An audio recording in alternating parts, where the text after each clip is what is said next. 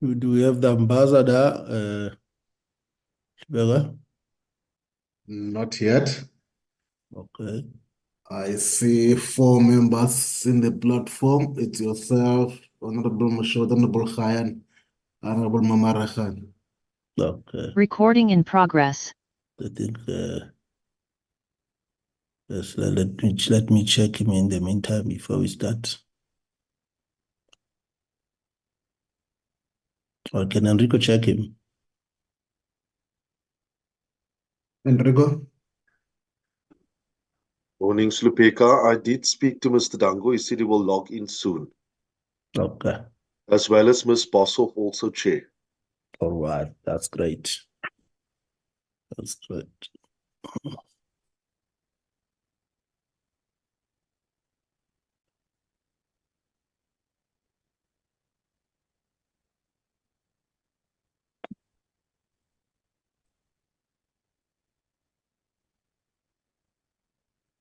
Dumelang.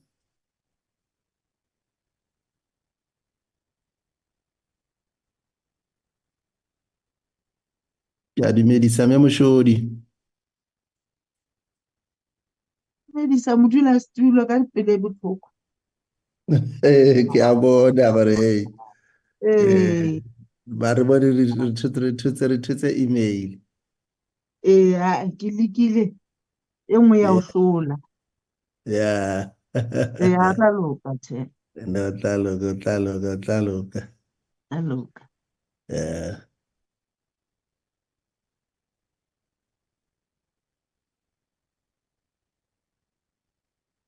I think it's almost 9 o'clock, honorable members. We will have to formally start with the meeting. Let me take this opportunity to extend a word of greetings to all of you, honorable members, and also the parliamentary support team, and also our guests today that are with us, the PLOs. I believe they will also be, can see some of them here, and also the our communication team. Today it's the last meeting of the committee, and it has been quite a marathon up to now. But I believe that at the end of our agenda, we will then allow members just to give us the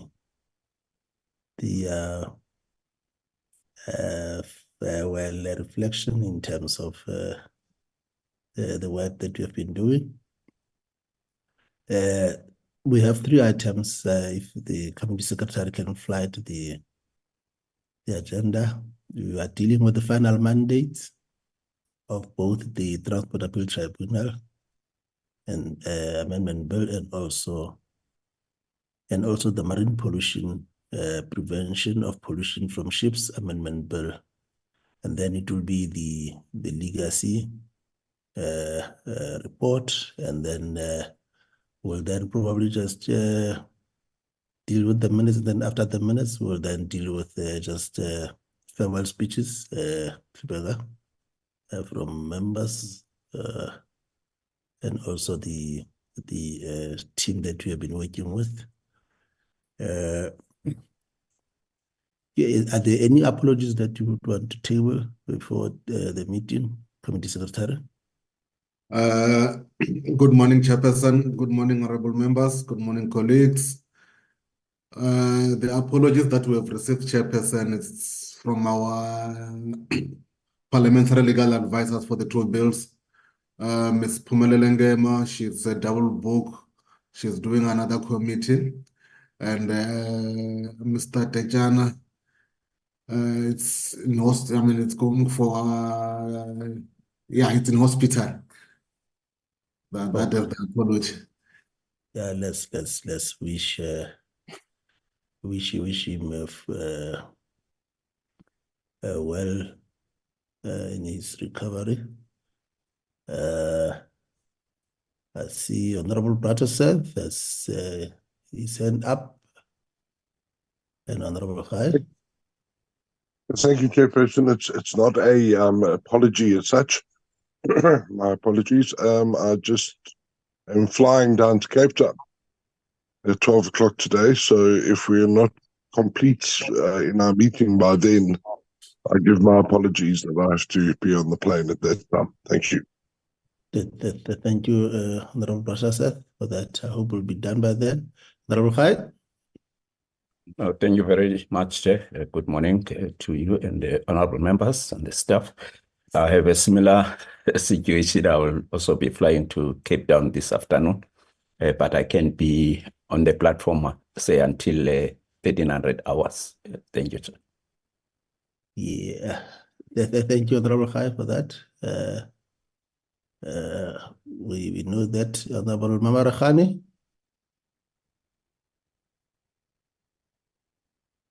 Honorable Mamarakhani. See, your hand is up. Okay. I know that you are also traveling. Okay.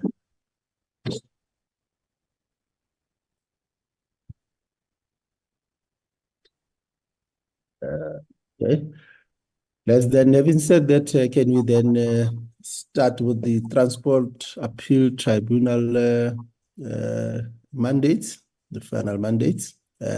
We'll do so alphabetically. Let's start with the province of the Eastern Cape. Honorable Khai. Thank you very much, Honorable Chairperson. The final mandate of the Eastern Cape reads as follows. To the Chairperson, National Council of Provinces, Transport Appeals Tribunal Amendment Bill, number of bill B8D-2020, date of deliberation 30 May 2024, vote of legislature. The provincial legislature votes in favor of the bill and mandates the Eastern Cape permanent delegate to the NCOP to vote in favor of this bill. Regards Honorable Helen Sols August, MPL Speaker of the Eastern Cape Provincial Legislature. Thank you very much, Honorable Chair. Thank you, Honorable Khai, for tabling the mandate of the Eastern Cape Provincial Legislature. Can we deal with? We have not received any mandate from the province of the Free State. We have received correspondence to that effect. We will therefore go to Gauteng. Honorable Dango.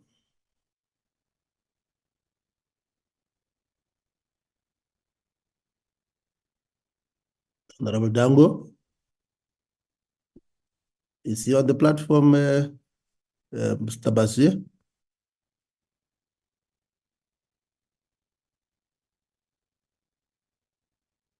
Not yet, Chair.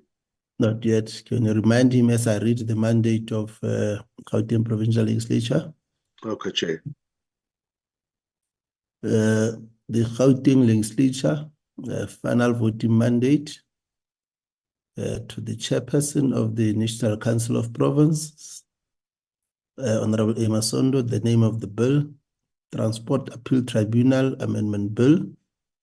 The number of the bill is B8D of 2020. The date of deliberation, 10 May 2024. A vote of the legislature. The Gauteng Provincial Legislature supports the principle and detail of the bill and therefore votes in favor of the Transport Appeal Tribunal Amendment Bill. Signed by Honorable Ntombi Mekwe, the Speaker of the Provincial Legislature of Gauteng, dated the 10th May 2024. Thank you, honorable members. We will then move to KwaZulu-Natal.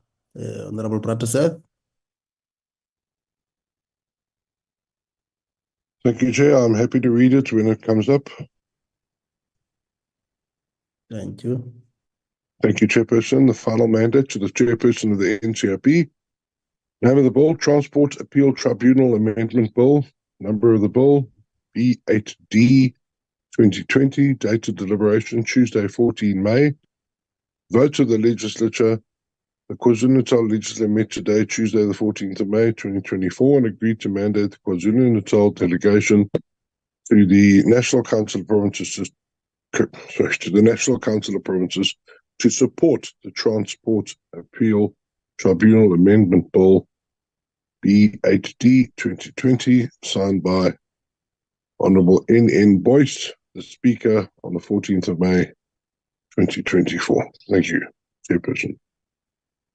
Thank you, Honorable Tim Pratisteth, for reading and presenting the mandate from the KwaZulu-Natal Provincial Legislature. We will then move to Limpopo. Honorable Mamarukhani.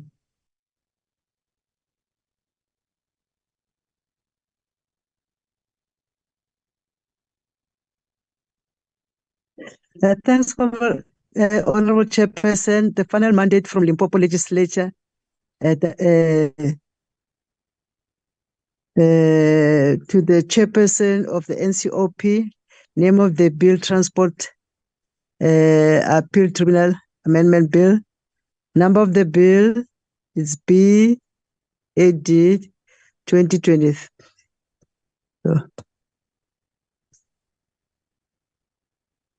2020, date of deliberation was on the 14th May 2024. A vote of the legislature, the province vote in favor of the bill, signed by the Honorable Speaker R.R. Molapo on the 14th May 2024. Thank you very much, Chairperson. Thank you, Honorable Mamarukhani. We'll then move to the Mpumalanga. Can you flag the mandate so that Honorable Boshoff can then take the committee through the mandate? Over to you, Honorable Boshoff. Thank you very much, Honourable Chair, and good morning to everybody. The final mandate to the Chairperson of the NCOP, Honourable N.A. Masondo. Name of the bill, Transport Appeal Tribunal Amendment Bill. Number of the bill, B8D/2020. Date of deliberation, 14 May 2024. And the vote of the legislature is the delegation representing the province of Mpumalanga and the National Council of Provinces is hereby conferred with a mandate to vote in favour of the bill, duly signed on the 14th of May 2024 by the Honourable M.C. Masalela, Speaker, Mpumalanga Provincial Legislature. Thank you, Chair. Thank you, Honourable Boshoff, for presenting to the committee meeting the mandate from the Mpumalanga Provincial Legislature. Can we then fly to the Northern Cape one? Thank you, honourable members. To Honourable Amos Masondo, the Chairperson of the National Council of Province. Final mandate. The name of the bill is the Transport Appeal Tribunal Amendment Bill. The number of the bill is B8D of 2020. The date of deliberation was the 14th of May 2024. And the vote of the legislature supported the Transport Appeal Tribunal Amendment Bill, signed by Honourable Nurin Cluster, Honourable Speaker. Thank you. Can we then move to the province of the Northwest?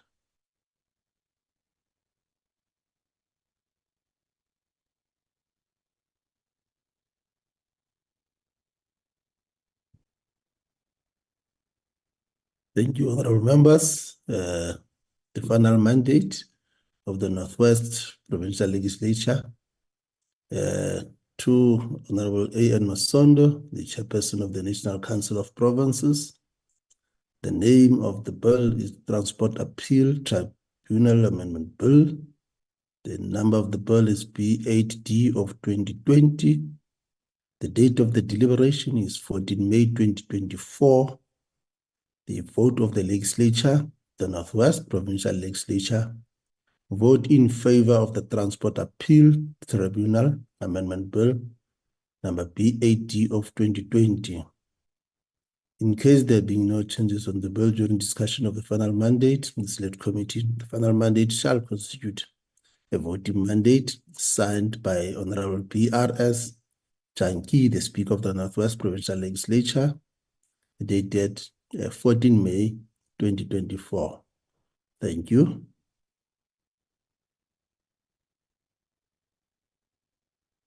We will then move to the Western Cape Provincial Legislature.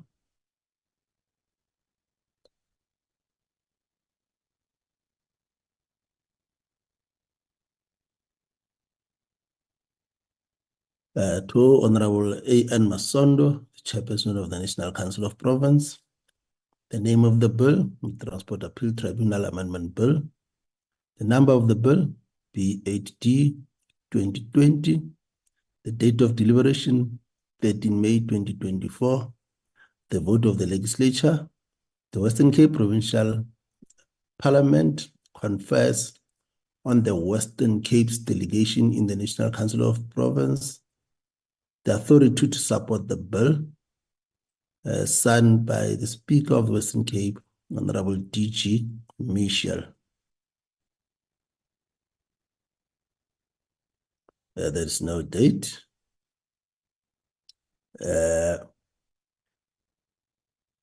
Therefore, 8 out of 9 province final mandate is to support the bill. Let's then next item, Honorable next item, Committee Secretary.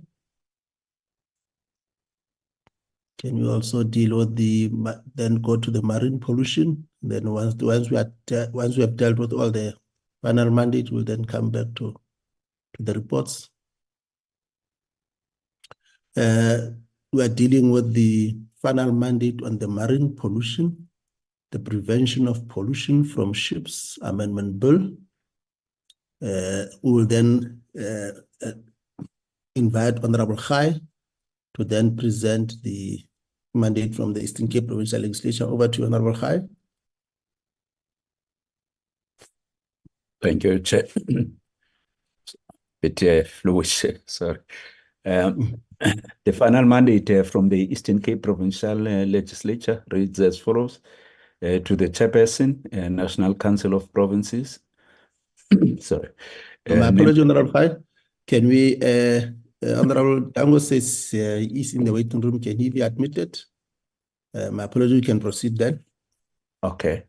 I've now been admitted, Chairperson. Thank you very much. Thank you, Honorable Dango. You can proceed, Honorable Khai. Okay. The final mandate from the Eastern Cape Provincial Legislature from the Office of the Speaker reads as follows.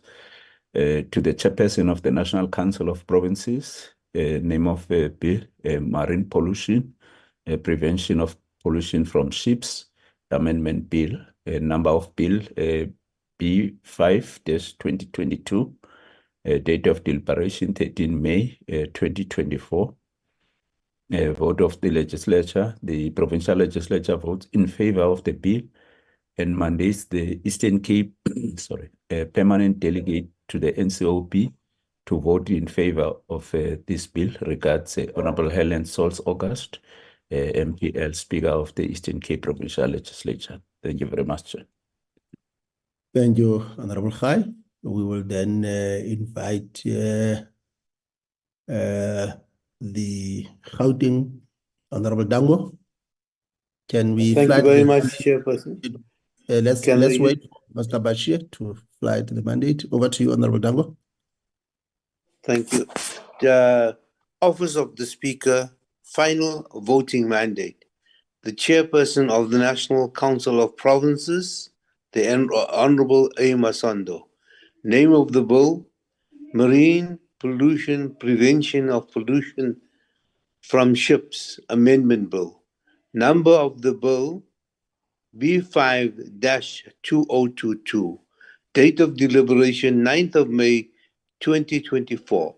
Vote of the legislature. The Gauteng Provincial Legislature supports the principle and the detail of the bill, and therefore votes in favor of the Marine Pollution Prevention of Pollution from Ships Amendment Bill. Signed, Honorable Merwe, Speaker, Gauteng Provincial Legislature. I thank you. Thank My you. Thank you very apologies, much. Chairperson. I was struggling to get in. And I Yes, was we- sitting in the waiting room for some time. the message reached the committee through the chat, Ambassador. We're happy that you are through. We'll then invite Honorable Prataseth to present the mandate from the KwaZulu-Natal Legislature. Thank you, Chair. Okay, final mandate to the Chairperson of the NCOP, name of the bill, Marine Pollution Prevention of Pollution from Ships Amendment Bill. Number of the bill, B5-2022. Dates of deliberation, Tuesday, 14 May 2024. Vote of the legislature. The KwaZulu-Natal legislature met today, Tuesday, the 14th of May 2024, and agreed to mandate the KwaZulu-Natal delegation to the National Council of Provinces to support the Marine Pollution Prevention of Pollution from Ships Amendment Bill B5-2022. Signed by Honourable N.N. Boyce, Speaker, 14 May 2024. Thank you. Thank you, Honorable Prataseth, for presenting the mandate from the KwaZulu-Natal Provincial Legislature. We'll then move to Limpopo.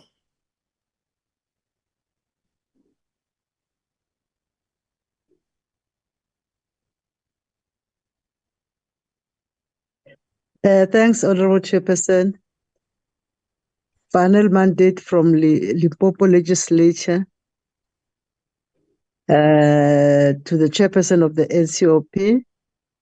Name of the bill, Marine Pollution Prevention of Pollution from Ships Amendment Bill. Number of the bill, B5-2022. Date of deliberation, 14 May 2024.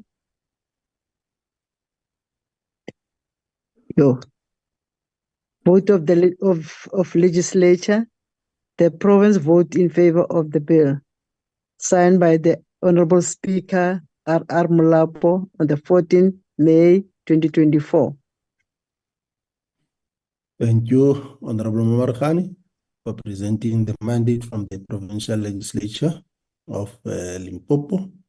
We'll then move to Mpumalanga. Can we flight the mandate, final mandate of Mpumalanga? Mr. Bashir. Honorable Boshoff. Thank you, Chair. To the Chairperson of the NCOP, Honourable N.A. Masondo, name of the bill, Marine Pollution Amendment Bill, number of the bill, B5-2022, date of deliberation, 14 May 2024. Vote of the legislature, the delegation representing the province of Mpumalanga and the National Council of Provinces is hereby conferred with a mandate to vote in favour of the bill. Duly signed on the 14th of May 2024 by the Honourable Speaker of the Mpumalanga Provincial Legislature, Honourable M.C. Masalela. Thank you. Thank you, Honorable Boshoff, for presenting the mandate of from the Mpumalanga Legislature. Northern Cape.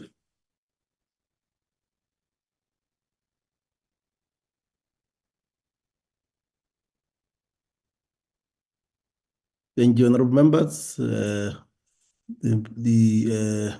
final mandate addressed to Honorable A. Masondo, the Chairperson of the National Council of Provinces.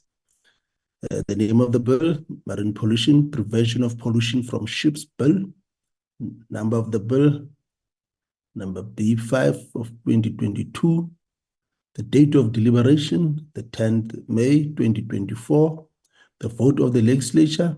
The legislature support the Marine Pollution, Prevention of Pollution from Ships Amendment Bill, signed by Honorable N. Cluster, the Speaker. Thank you, honorable members. Northwest.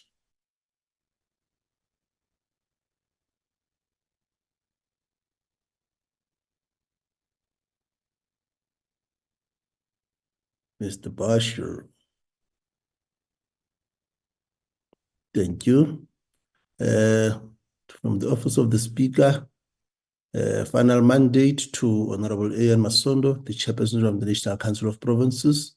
The name of the bill, Marine Pollution, Prevention of Pollution from Ships Amendment Bill. The number of the bill, B5 of 2022. Date of deliberation, 14th May 2024. The vote of the legislature. The Northwest Provincial Legislature votes in favor of the Marine Pollution, Prevention of Pollution from Ship Amendment Bill, number B5 of 2022. In case there being no changes on the bill during discussions of the final mandate by the Select Committee, the final mandate shall constitute a voting mandate signed by Honorable B.R.S. Janki, Speaker of the Northwest Provincial Legislature, dated the 14th May 2024. Thank you, honorable members. We shall now go to the province of the Western Cape.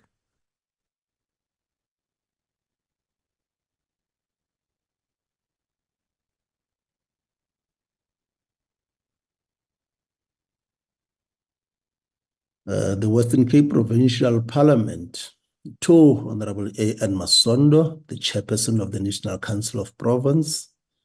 The name of the bill, Marine Pollution, Prevention of Pollution from Ships Amendment Bill. Number of the bill, number B5 of 2022. The date of deliberations, 13th May 2024. The vote of the legislature. The Western Cape Provincial Parliament confers on the Western Cape's delegation in the National Council of Provinces the authority to support the bill, signed by Honorable Darlene Michelle, the Speaker of Western Cape. Thank you, honorable members. Therefore, that is the last final mandate that we presented to the committee meeting. Can we then go back to second item, the reports? Let's start first with the Transport Appeal Tribunal.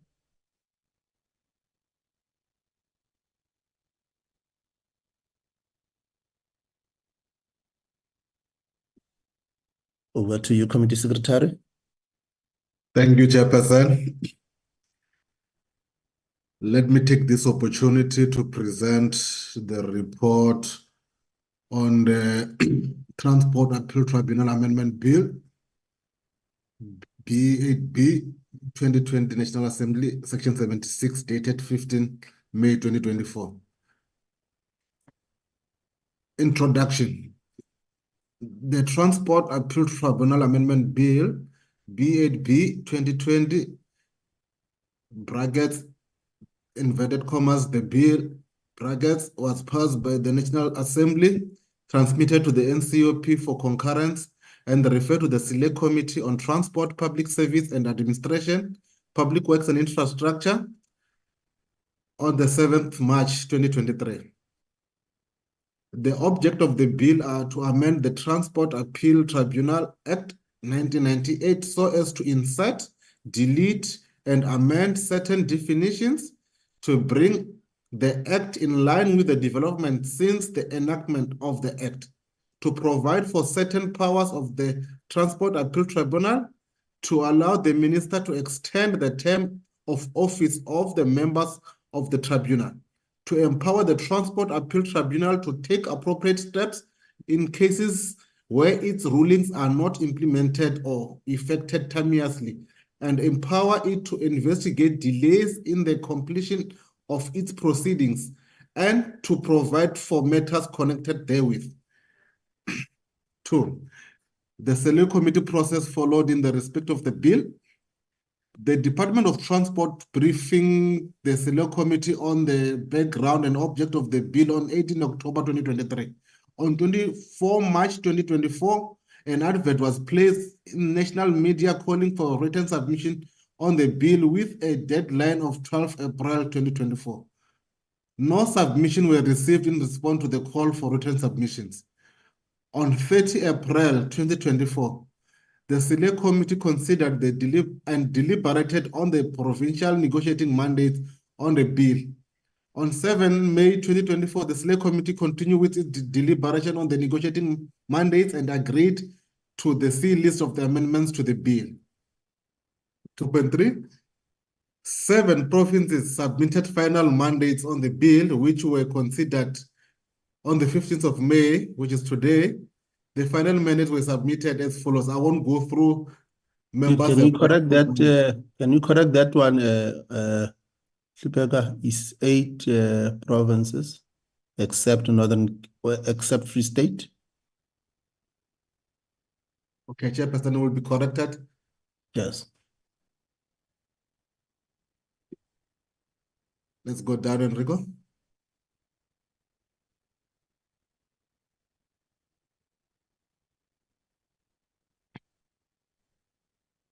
Outcome of the Select Committee's consideration of the bill. The Select Committee on Transport, Public Safety and Infrastructure having delivered on the considered the subject of the Transport Appeal Amendment, Transport Appeal Tribunal Amendment Bill B8B 2020 National Assembly Section 76 referred to it and classified by the JMT as Section 76 bill reports that it has agreed to amend the bill B8D 2020 reports to be considered. Thank you, Chair. Thank you, Committee Secretary.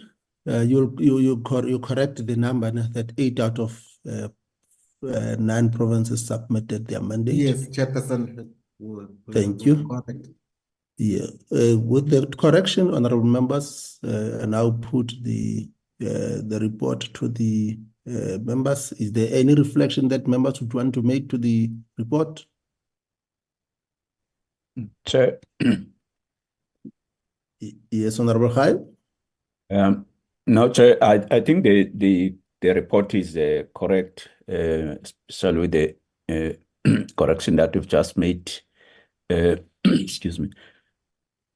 For the purposes of tabling it in the House, but for the purpose of ATC, I think I would suggest that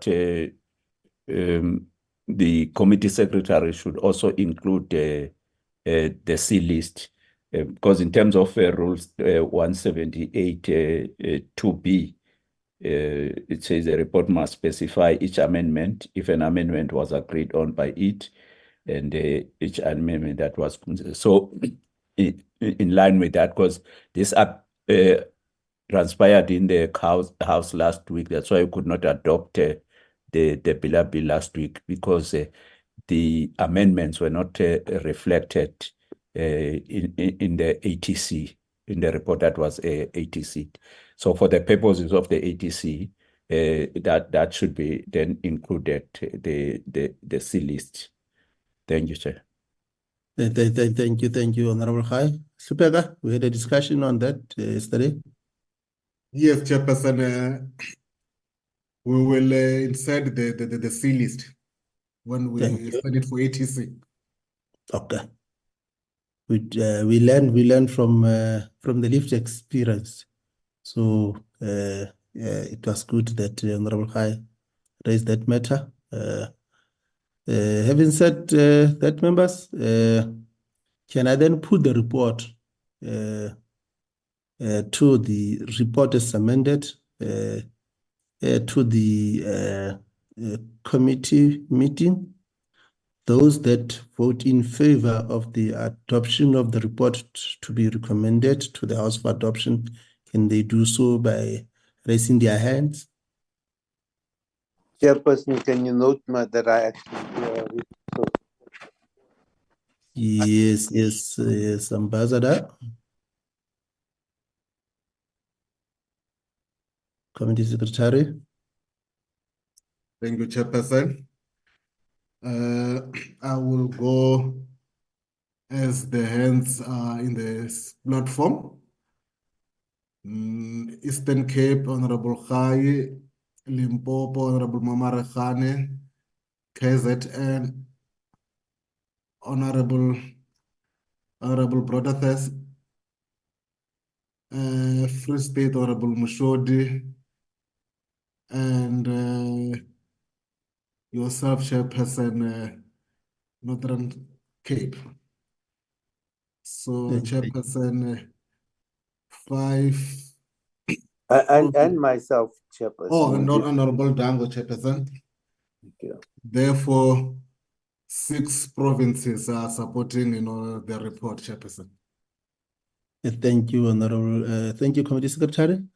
6 provinces, as correctly pointed out, support the recommendation to table the report for adoption to the House. Those that are against, can the members lower their hands?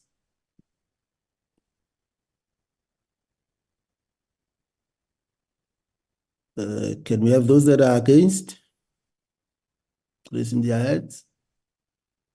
Committee Secretary. Chairperson, there's no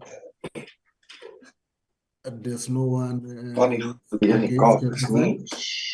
Thank you. Honourable Chair. Honourable Boshoff.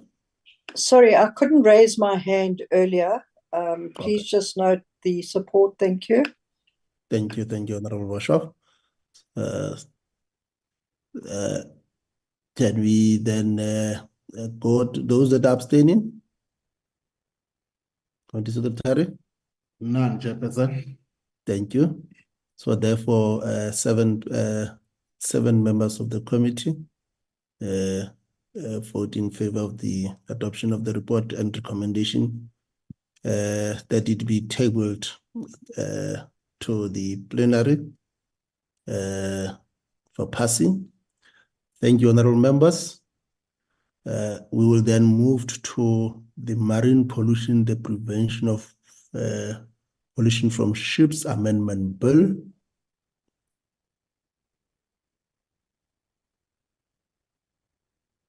Committee Secretary. Meeting once more again, Chairperson, honorable members. Let me present you the report. It's a draft report of the Select Committee on Transport, Public Service and Administration, Public Works and Infrastructure on the marine pollution, prevention of pollution from ships, Amendment Bill B5 of 2022, National Assembly, Section 76, dated 15 May 2024. Introduction. The Marine Pollution, Prevention of Pollution from Ships Amendment Bill B5 2022.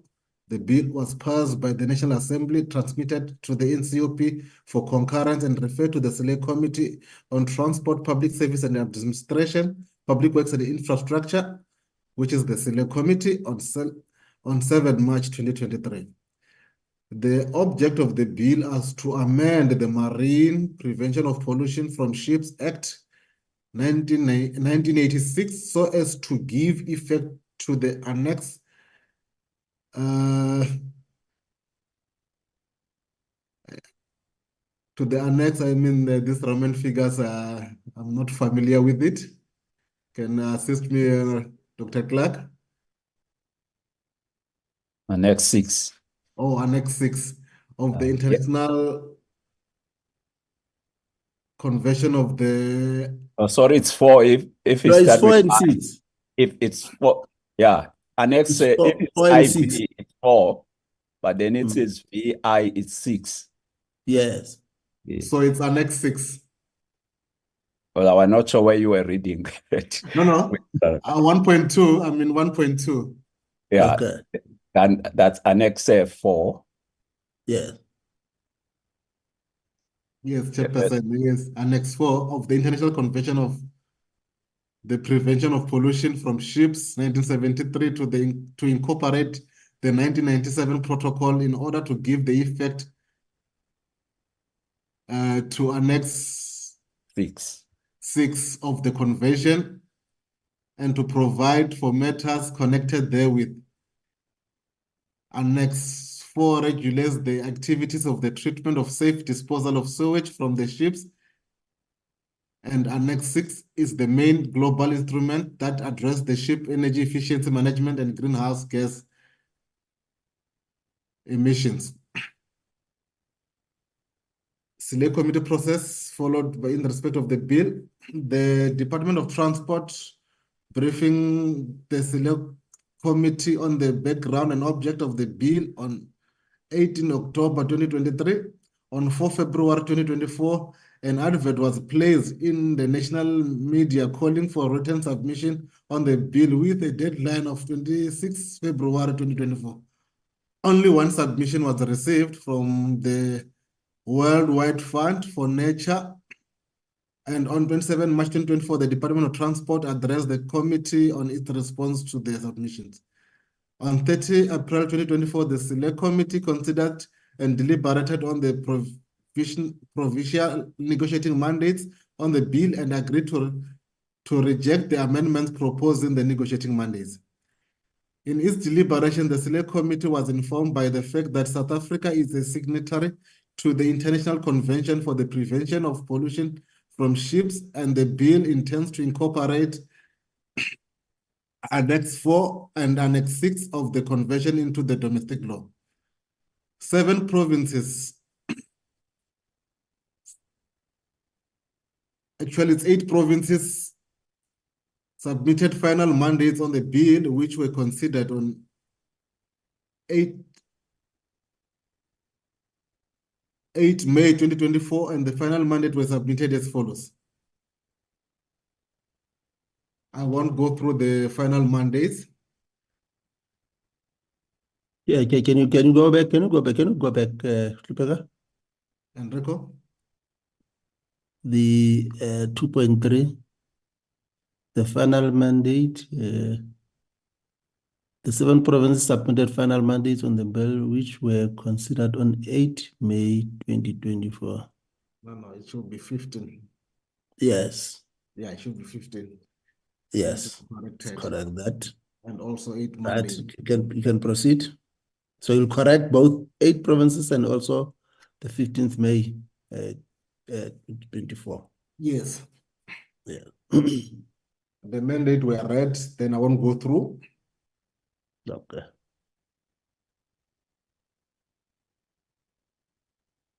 Then outcome of the Select Committee consideration of the bill. The Select Committee on Transport, Public Service and Administration, Public Works and Infrastructure, having deliberated on and considered the subject of the Marine Pollution Prevention of Pollution from Ships Amendment Bill, B5 2022, National Assembly, Section 76, referred to it, classified by TMS Section 76, reports that it has agreed to the bill.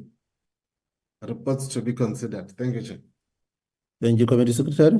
Honorable members, in reflection on the report as tabled by the Committee Secretary. Chair, I thought that the document is on where the changes would be effected immediately, because you never Yes. know, the staff might forget to change, and then you get embarrassed in the house. Yeah. You know, Can you change that? Can you change that, Hlupeka? Chairperson, yes, yes. Yes, please. Yeah. It's our last day tomorrow, so we don't want any embarrassment. No, Chairperson, we won't embarrass you. Thank you.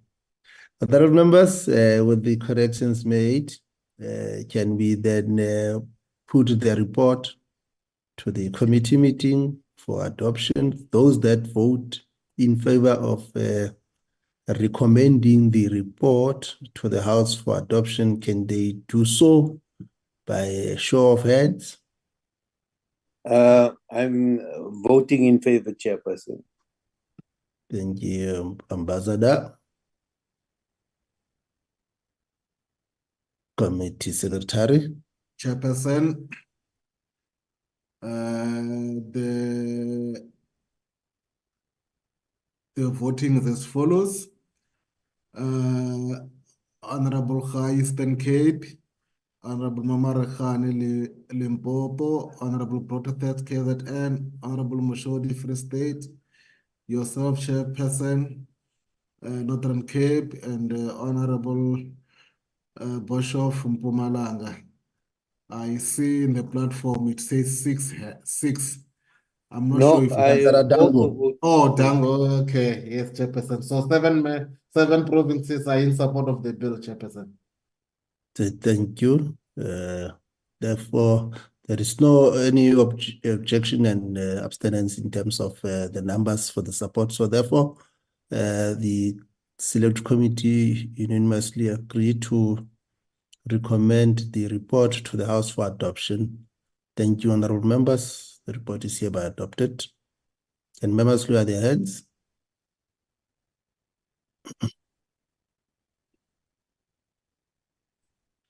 Next item, which will be the legacy report.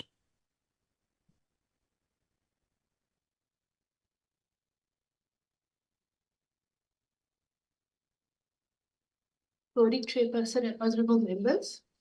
Is the dog okay? Is the voice okay?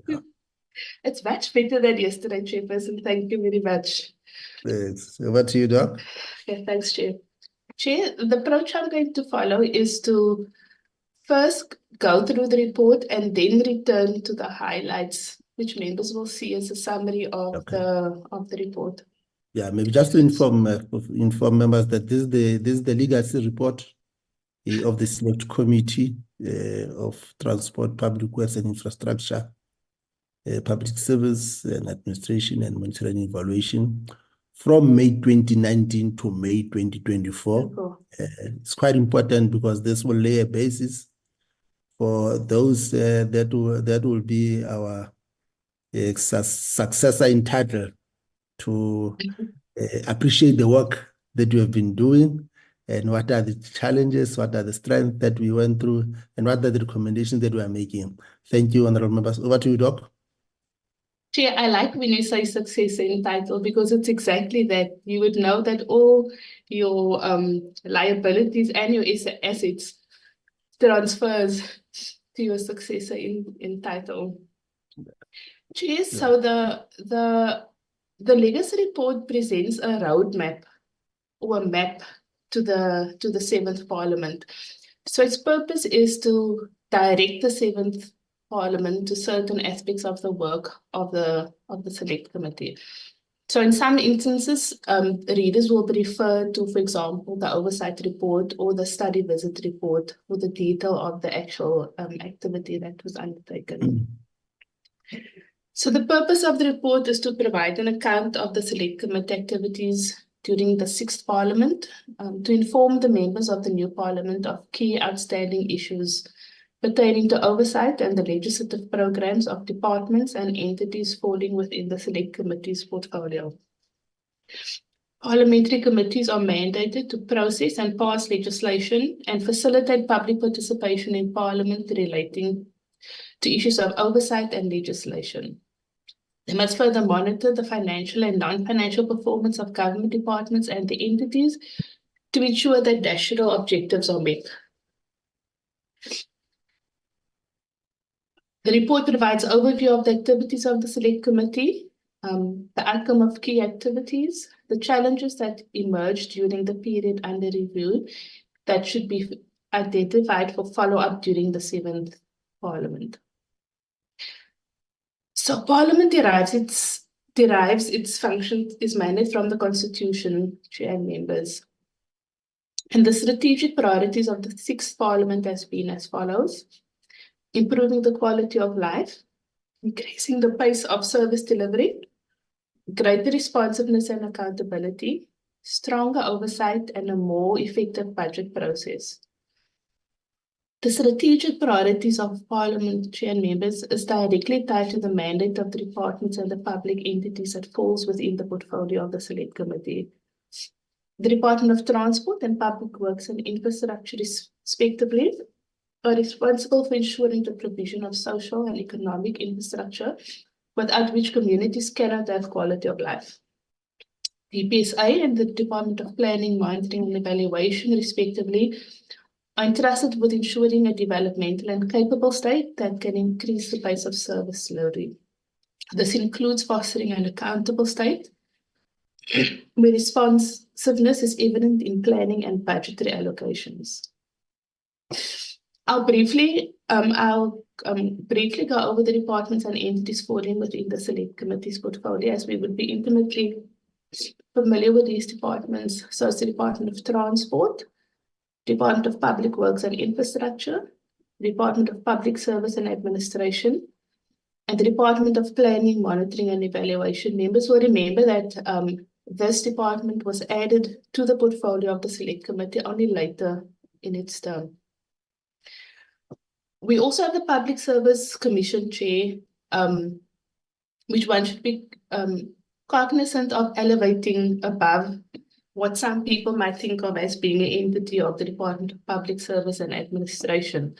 The Public Service Commission is empowered and mandated by the Constitution to monitor and evaluate the organization and administration of the public service, enhance accountability and ethics in public administration, and it plays a significant role in dispute resolution. Committee members will recall that in 2022, the committee actually asked the Parliament Constitutional and Legal Office to provide a legal opinion on the committee's oversight in respect of the Public Service Commission when looking at the reading of Section 196, Sub 5 of the Constitution. So informed by that legal advice and having been satisfied that the NCOP has such an oversight role to play, the committee has considered the strategic planning, reporting, budgeting, and non-financial information of the Public Service Commission as part of its oversight program. Next, we find a tabulation of the entities within the departments, as listed there, chairperson ranging from the Airports Company of South Africa to the South African Marine Safety Authority under the Department of Transport. The Department of Public Service and Administration Chair, we emphasize again that the department doesn't have public entities reporting it to it. It does transfer funds to the Center for Public Service Innovation, which reports directly to the Minister for Public Service and Administration. The National School of Government also reports directly to the Minister of Public Service and Administration. The entities of the Department of Public Works and Infrastructure, ranging from Agribah, South Africa, to the Council for Built Environment. What we find next, Chair, pardon me, is the key statistics of engagements that the committee has held during the year, during its term, Chair. The committee held 106 meetings. It processed 10 pieces of legislation, 3 oversight trips were undertaken, 1 international study tour was taken, and 2 international agreements were processed over the 5-year period. So if we look at what the committee areas of focus have been over its term, the focus areas have been informed by, amongst other, the annual State of the Nation addresses, strategic planning and budgeting documentation, national policies, and occurrences prevailing at the particular time. So, Chair, the committee wasn't just passive recipients of information provided by departments. Its oversight role was played, amongst other, by identifying governance deficiencies, such as vacancies in executive and senior management positions in departments and entities, and identifying deficiencies in internal supply chain management controls. It also determined the status of policy, programs, and project implementation, such as the implementation of the CIDB Job Funds project and the AXA Airport Refurbishment and Renovation Program. The committee also questioned the resource allocations both across department and entity programs as well as geographic locations. The committee inquired as to the motivations why certain provinces are continued to prioritize for department projects, and also stressed that the rural areas should not be neglected in the allocation of resources. The committee remained focused in determining when the consequence management was followed to ensure that fruitless, wasteful, and unauthorized expenditure is reduced and recovered, and whether implicated persons were faced with expeditious disciplinary hearings. Further, the committee, in representing the provinces, also identified areas where intergovernmental relations needed to be strengthened, such as where municipalities required support in meeting the National Treasury admission requirements for the integrated public transport network grant. Throughout the term, the oversight work of the committee focused on several areas, the most pertinent of these being the following. The first one was the National Development Plan, which contains a number of objectives related to the Select Committee's portfolio.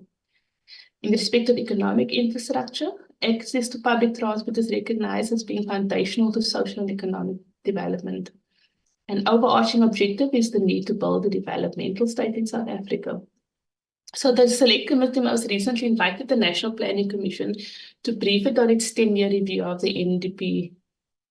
And the National Planning Committee provided the committee with an honest reflection of the current status of the attainment of objectives. And I felt we needed to elevate the outcomes of that assessment in the legacy report, so that the 7th Parliament could easily be aware of the status where we are at the moment. The underlying criteria remain the 3 overarching challenges that the National Development Plan had identified, namely inequality, unemployment, and poverty. In the Minister's forward to the review, however, acknowledged that these challenges remain and have in some cases worsened. The summary of the attainment of the NDP core targets are tabulated on this page. You'll see adjacent to us, Chair. So it provides a target as well as the actual achievement as at 2022.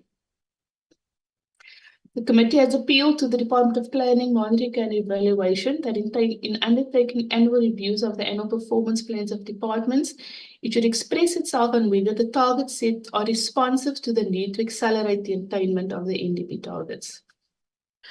Another focus area has been accommodation for government departments and entities. The most recent information presented by the PMTE was that 5,180 state-owned buildings were categorized as poor and 1,628 state-owned buildings were classified as very poor.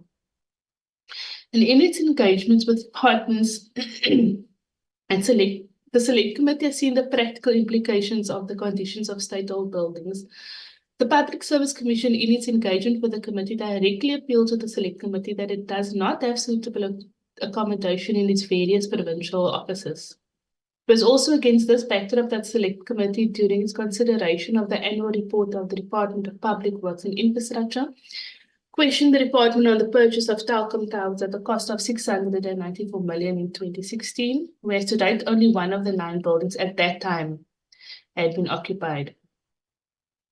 Further, it is evident that the delay on the part of organs of state in paying outstanding debts affects the financial viability of the PMTE. On the PMTE, one of the audit findings in respect of the previous annual report for the PMTE was that the immovable asset register could not be verified.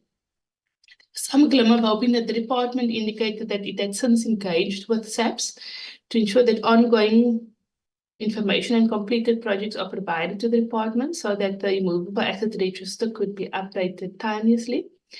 And that also engaged with the Department of Agriculture and Rural Development to ensure that the deeds office records can be reconciled to the asset register timelessly. Pardon me, Chair.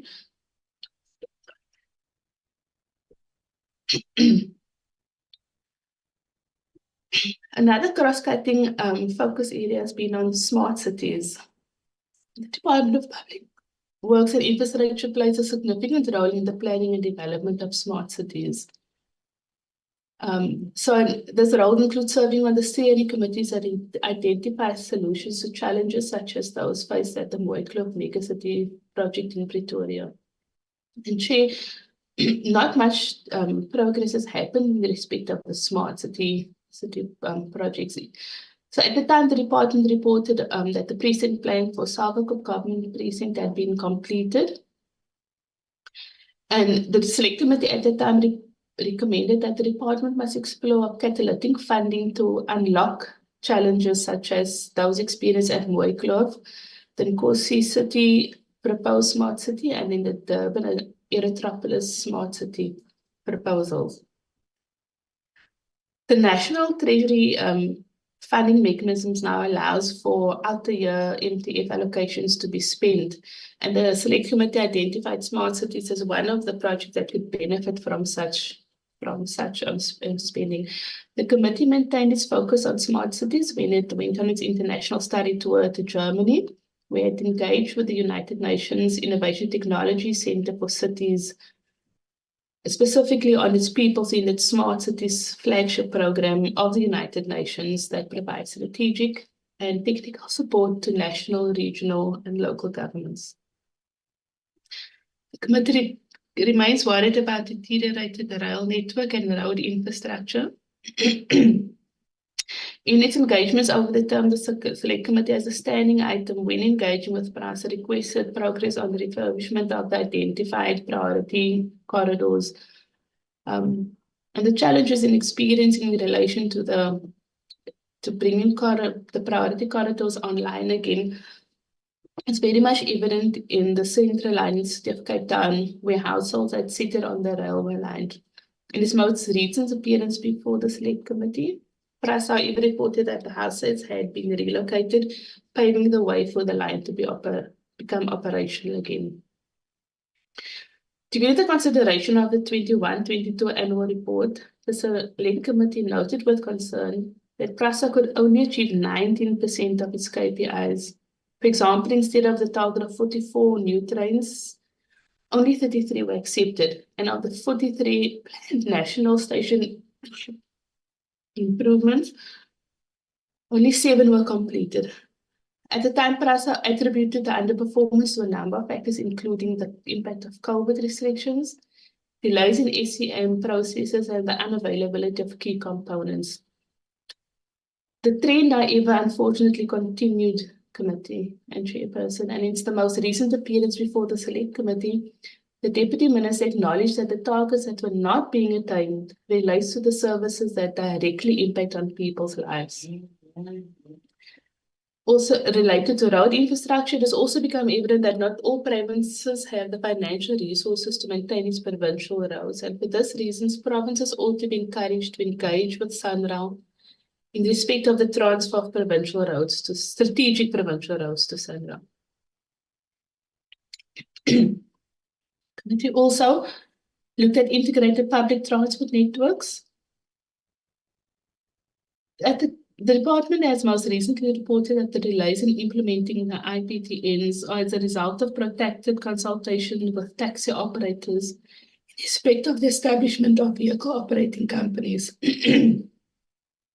The Select Committee appealed to the Minister to ensure that all municipalities are assisted in meeting the National Treasury admission criteria so as to regain entry into the IPTN program.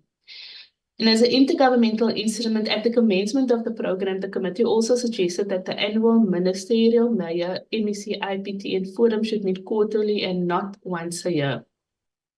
The IPTN the committee also included IPTN infrastructure into its oversight visits, as we will see further down in the report.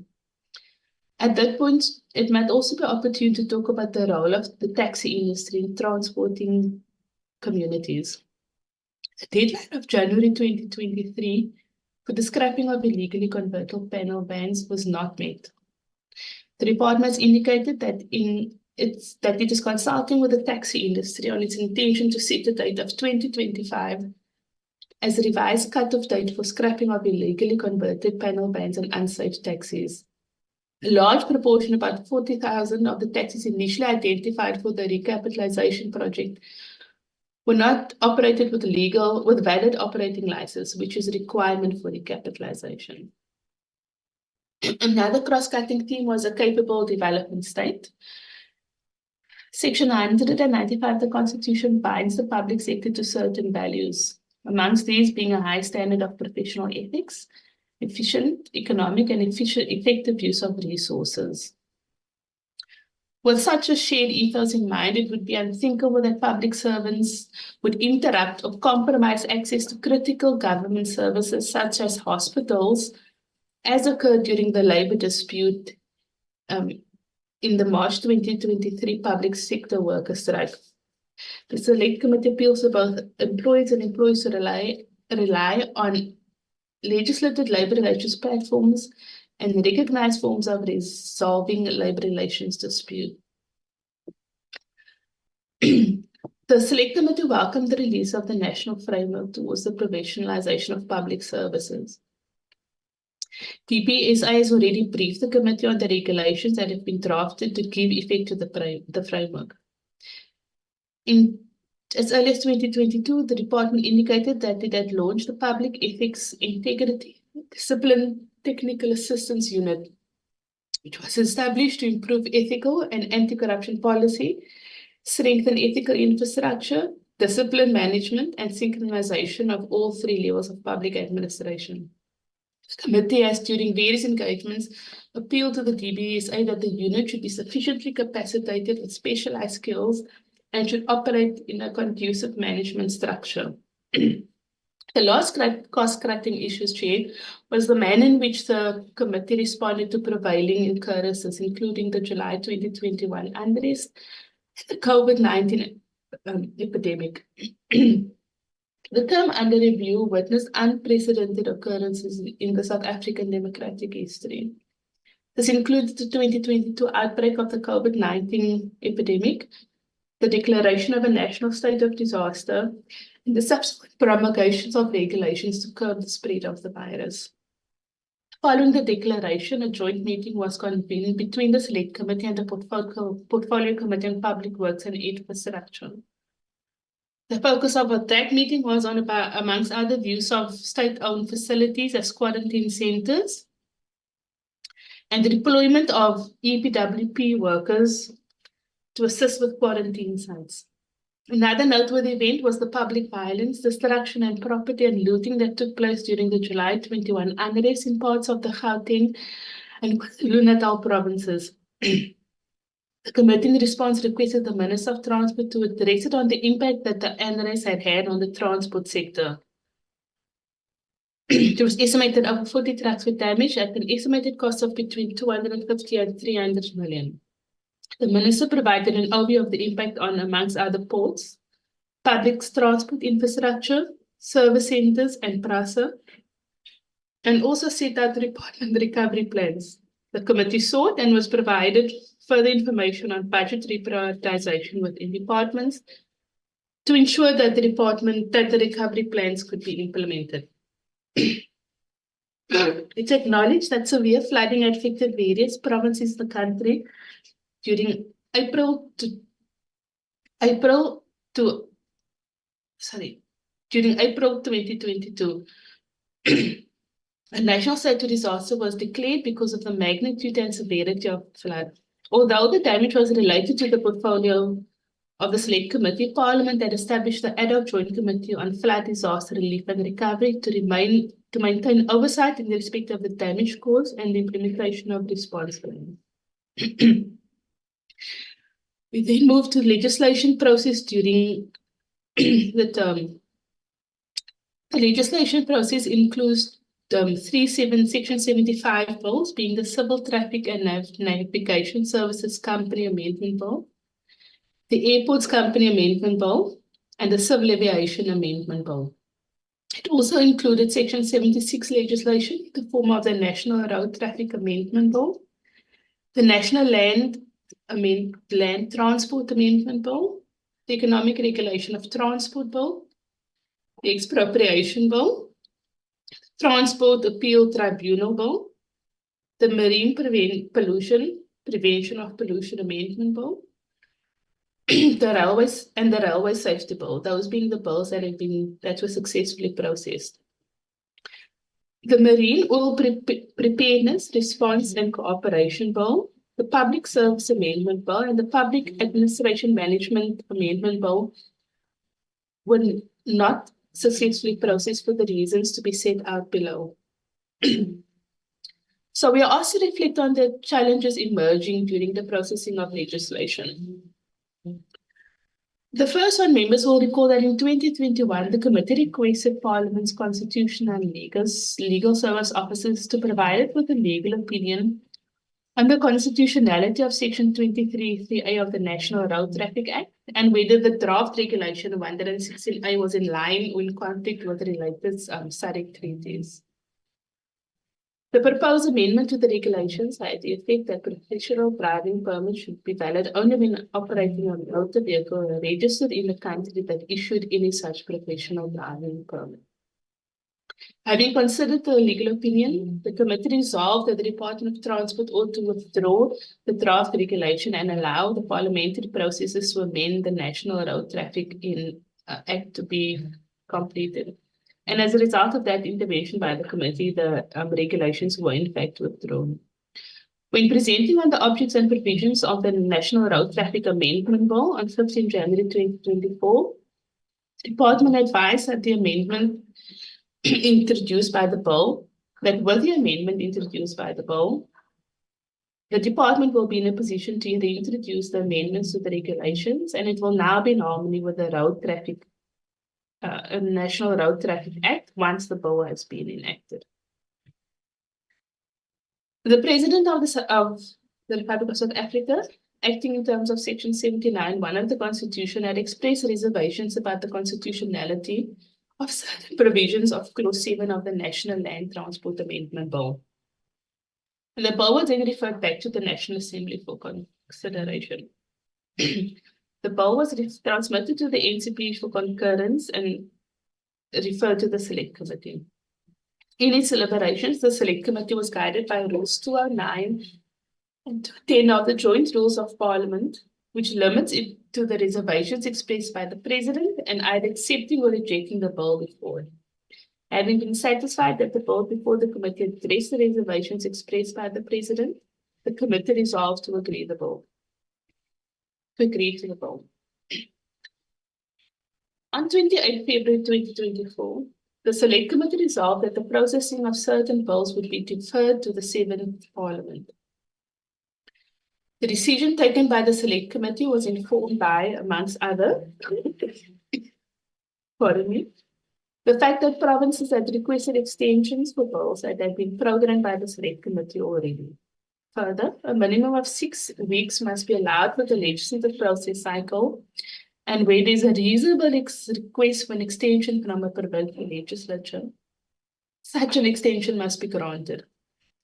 Related to this is the fact that the public in both provincial legislatures and the NCOP must be afforded reasonable time to prepare and submit inputs on the bill. Failing to do so risks the resultant legislation being set aside by the courts for failure to comply with the constitutional imperatives. The affected bills were the Marine Oil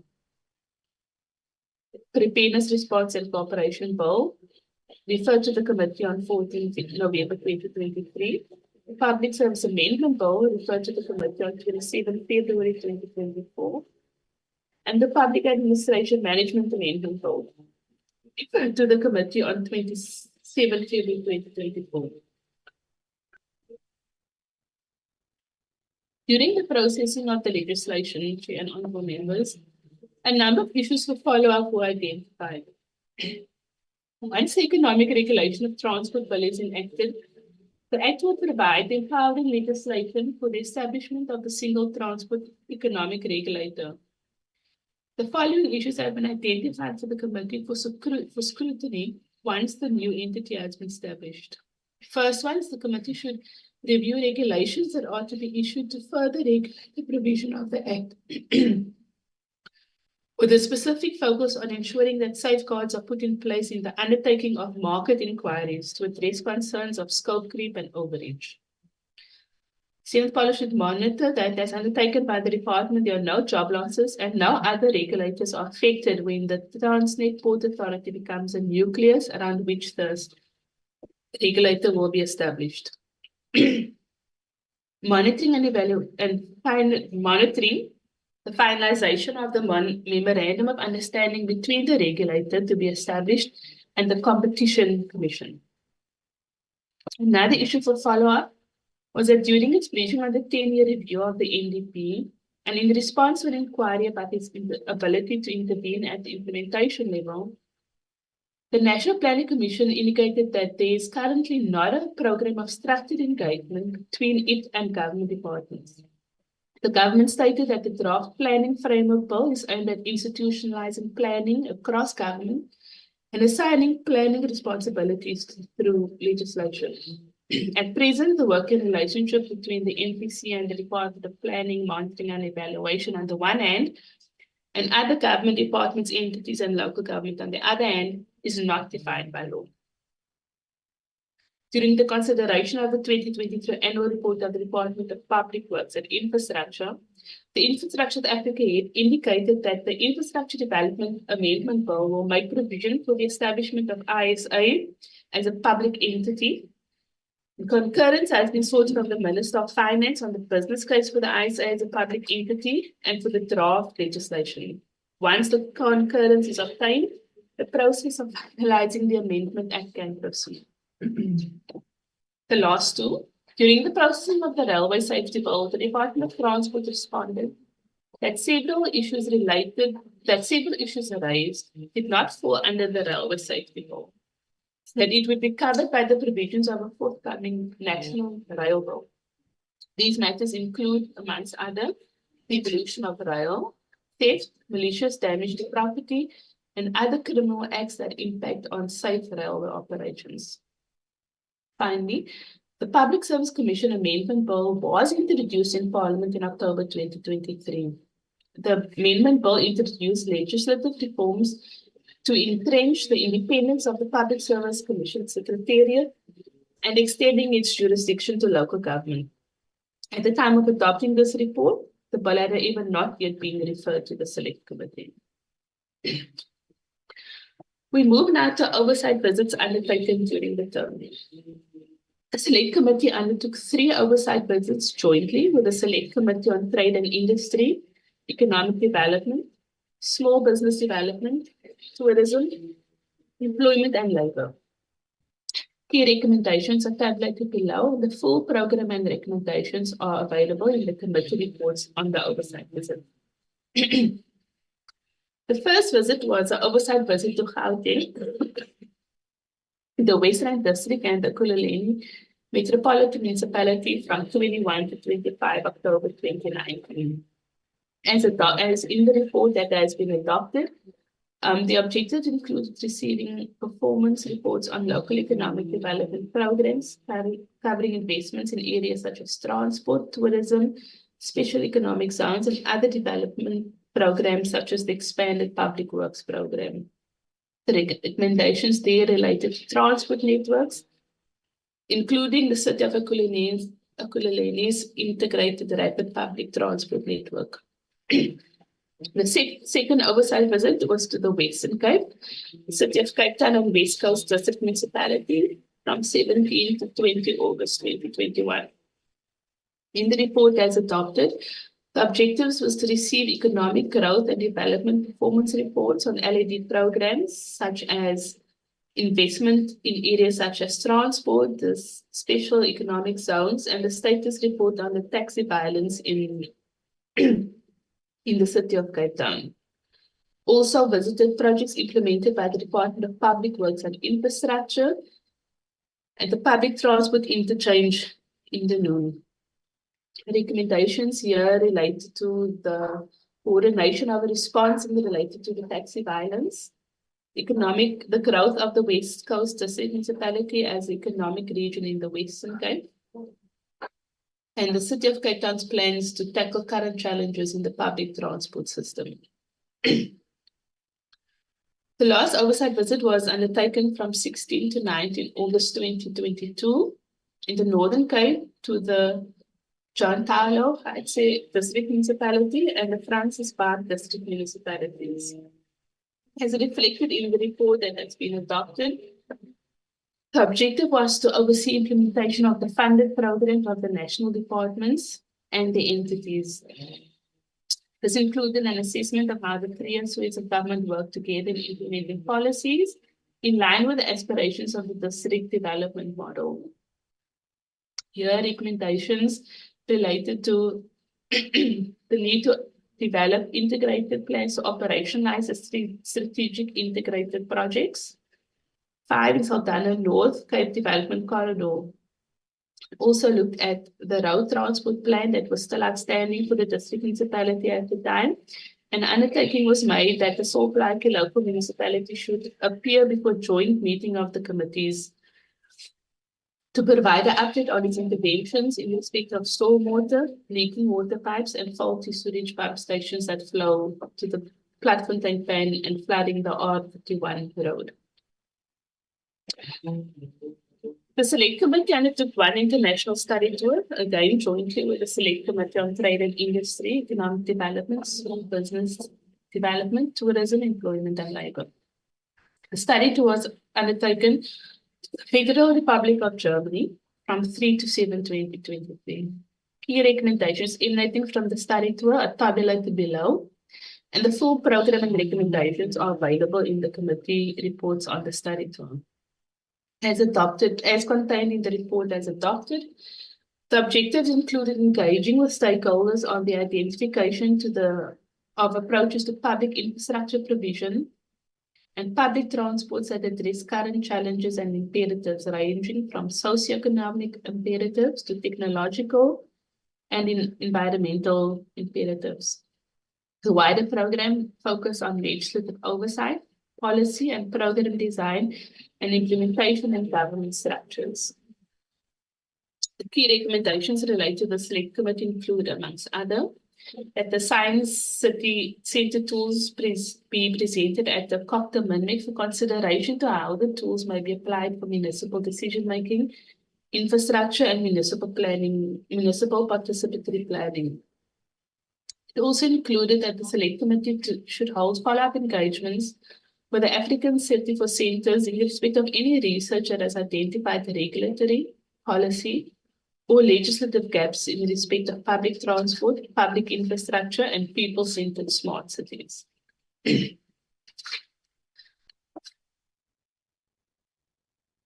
Of the 4 international agreements that has been referred to the committee has successfully adopted 2.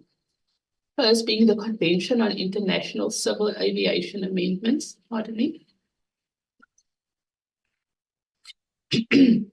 which objectives are to ratify protocols related to the amendment of Articles 50A and 56 of the Convention on International Civil Aviation.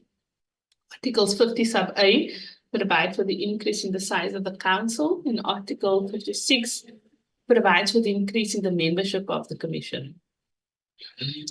But you also adopted the Luxembourg Protocol on the Convention to the Convention on International Interests in Mobile Equipment on matters specific to railway rolling stock. The objective is to establish an international asset-based financing regime. It's also to set out common international legal rights for funders financing rolling stock. 2 instruments that was referred very late into the committee's term could not be finalized and have been deferred to the 7th Parliament. These being the protocol to amend the Convention of Offences and certain other acts committed on board aircraft, the International Convention on Civil Liability for bunkers, oil, pollution damage. Summary of outstanding issues related to the departments that the committee has been grappling with. So the following matters that we will deal with now for follow-up has been identified for follow-up and incorporation into the oversight program of the 7th Parliament. So, Chair and members, the below listed items are addition to the follow-up areas that has already been identified in the report above. It is also in addition to the programmatic aspects that would be in the Select Committee's oversight program, such as consideration of the strategic planning, budgeting, and reporting documentation, consideration of quarterly reports, and tracking the implementation of policies, programs, such as the labor-intensive pothole project commonly known as Operation Balazonke, and the projects of departments and entities. It's also in addition to monitoring the allocation and expenditure of conditional grants, such as the IPTN, municipal infrastructure, and provincial and rural road management grants. So the items of follow-up has been categorized per department. Pardon me. In respect of the Department of Transport, the outcomes of the National Road Safety Strategy Impact Study that the department, together with the Department of Planning and Monitoring and Evaluation, has commissioned. Second, the department has reported that the license card production machine is obsolete and prone to breakdowns, and this poses a risk to the production of the 6.5 million license cards over the MTF period. The department reported that it is in the process of procuring a new license. The Select Committee has appealed to the DLT to expedite the implementation of digital driving licenses. The department should enhance its efforts to increase the patrol of South African borders. As borders allow for the illicit trade of goods and portrays a negative international image. Given the burden on the South African road network, the targeted 10% for freight moved from rail to rail should be reviewed with the intention of increasing the percentage. Number 5, as introduced during the 2023 State of the Nation address, the Valisiwe Rural Bridge Program is to be implemented in partnership with the Department of Public Works and Infrastructure, together with the Departments of Transport and Defence, respectively. The Select Committee ought to pay particular attention to the rollout of this program, as it will allow communities to safely access educational opportunities, government service, economic opportunities, and the social infrastructure that allows communities to have sustainable livelihoods. Number 6, an explanation was sought by the Select Committee on the extension of the rollout of the station modernization program to other areas. RISA at the time reported that it is working with the DVSA to assist with the necessary procurement processes, including the evaluation of bids. In respect of the Department of Public Works and Infrastructure, as highlighted above, the committee raised concern about the Telkom towers that was purchased at the cost of 694, but where only one of the complexes had been occupied to date. The department at the time reported that the project involved collapsing 15 SAPS leases, and in the process challenges outside the control of the department had arisen. The next issue for follow-up is that in the 2023 annual report of the department, the AG questioned the credibility of the EPWP performance information. The department acknowledged that the record keeping by organizations involved in the EPWP, such as NGOs, were not always complete. Monitoring and evaluation and supervision reporting has to be put in place so that the number of EPWP workers, deployment areas, cost per deployment area, and the performance per deployment area can be verified. Number 3, when the department last appeared before committee, it was reported that the Parliamentary Villages Board continues to be non-functional and no annual financial statements had been submitted to the AG by the board since 2013. The department responded that it had been a recurring trend that board members simply do not attend meetings, and as a result, the quorum cannot be reached. Undertaking was made that as a new chairperson of the board, the DG of the department will escalate this matter. Number 4, refurbishment, operate and transfer program is intended to attract the capacity of the private sector in the form of capital and skills to assist government in improving the conditions of specific government-owned properties. That is instead of incurring the cost of private leases, government buildings will instead be refurbished. Number 5, the construction industry has played by interest with our communities in development and infrastructure projects hostages for their own selfish gain. An assessment made of the losses as a result of construction mafia was that disruptions amounting to between 40.7 billion had taken place nationally in 2022. The Select Committee has appealed to the department to continue with its efforts to address risks posed by the construction mafia. Such efforts should complement measures such as the Critical Infrastructure Protection Act, which contains important provisions relating to the safeguarding of critical infrastructure. Number 6, The department reported that it's considering its various options in respect of improving payment rates to the PMTE, including declaring intergovernmental disputes, or liaising with the AG so that outstanding debts to the department can be grounds for audit finding. 7. During the 2022 engagements, the committee raised concerns about the process to evict persons and demolish illegally constructed houses. Related to this is the unlawful occupation of buildings where occupants live in unsafe conditions. Tragic consequences has been seen in the fire that resulted in at least 73 people being killed in a 5-story building that had been occupied in central Johannesburg. The last item related to public works and infrastructure is that the department reported that the medium-term budget policy statement and DORA now makes provision for provinces to pledge outer-year allocations towards accelerating the delivery of social infrastructure.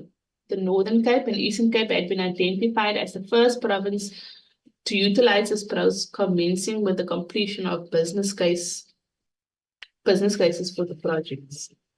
In relation to the Department of Public Service and Administration, it was recommended that the department take steps to create a professional body for public servants who should belong to a professional body and issued with a license that can be revoked when the act contrary to the ethics of the professional body. Secondly, the November 2024 progress indicates that there are over 12,000 records on the Central Discipline Register, with the first round effort led by National Treasury and BBSA, seeing positive responses from 50 public entities, adding 2004 records. The inclusion of the local government data was said to be underway. The Central Discipline Register has been developed and piloted for launch from 1/2024 and is to be used for part of vetting and recruitment processes. 3. During the 2024 State of the Nation address, the President raised the potential rationalization of government departments, entities, and programs over the next 3 years. National Treasury estimates at the time said the country could achieve a potential saving of 27 billion in the medium term if overlapping mandates, effective programs are closed, and entities were consolidated where appropriate. 4. The department reported that it will develop a guide to support public servant whistleblowers who are or require witness protection. Such a guide will supplement the provisions of the Witness Protections Act 112 of 1998 and Protected Disclosures Act 26 of 2000. When appearing for the Select Committee's 23-24 annual performance plan, the department reported that there was at the time 315 precautionary suspension cases across national parties at a salary cost of 61 million. These are additional to the 294 precautionary suspension cases across provincial departments. The department undertook to implement a number of measures to address the status quo, including the establishment of an independent panel to review long-term suspensions in the systems. Other efforts will include strengthening the role of Labour Relations Office in disciplinary processes, as there is a tendency to make use of legal service units as opposed to Labour Relations Officers, which might delay processes.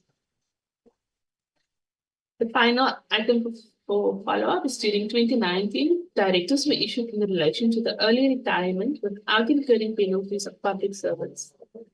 Such an approach contributes to the reduction of the public sector wage bill, as public servants of the top salary notch are replaced with new entrants on the lowest salary notch.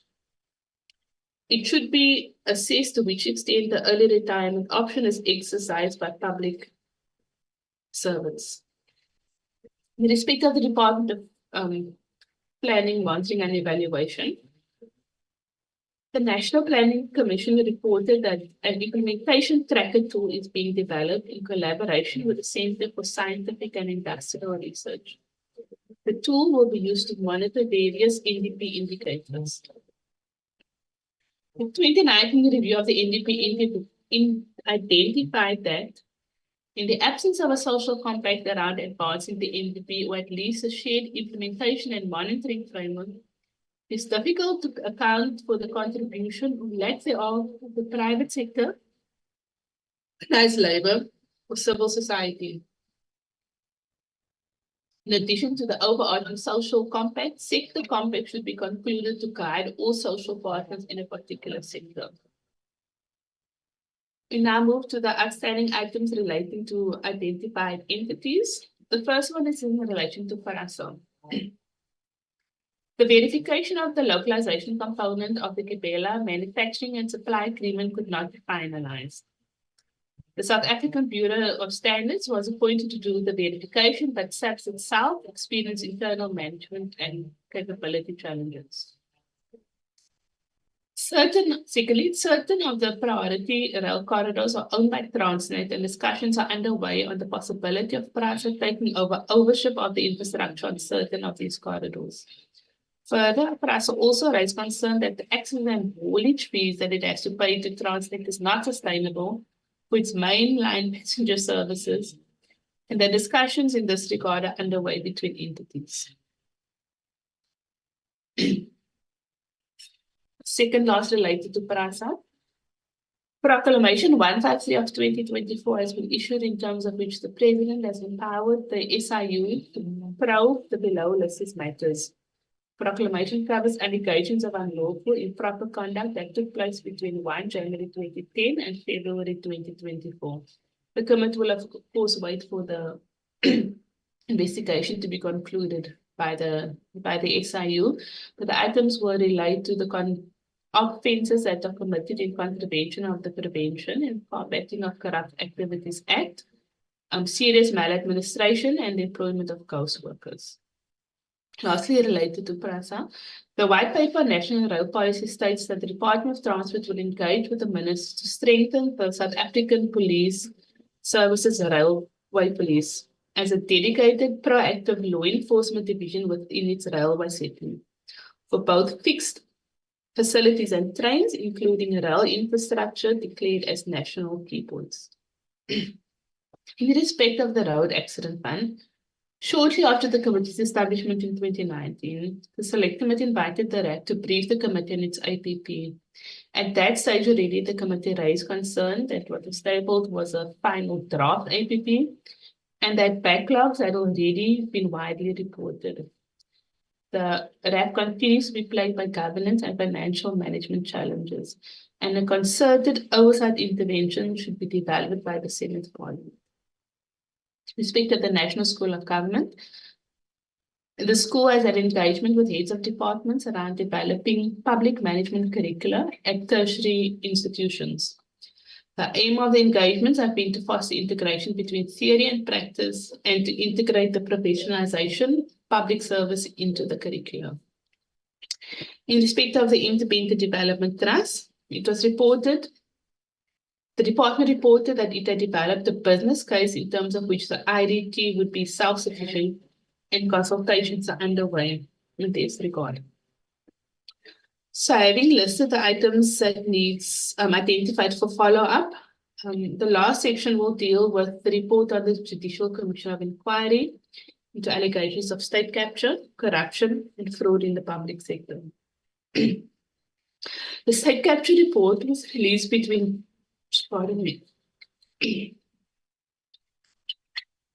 between January and June 2022. The National Parliament Implementation Plan referred the oversight in respect to the various recommendations to various committees. Members will recall that as recent as February, the Department of Public Service briefed the Select Committee on progress. Briefed the committee on legislative reforms undertaken to align with professionalization of the public service. It also provided progress on the dispensation for special advisors and indicated that a draft code of conduct has been consulted with the Public Administration Ethics, Integrity and Disciplinary Technical Assistance Unit.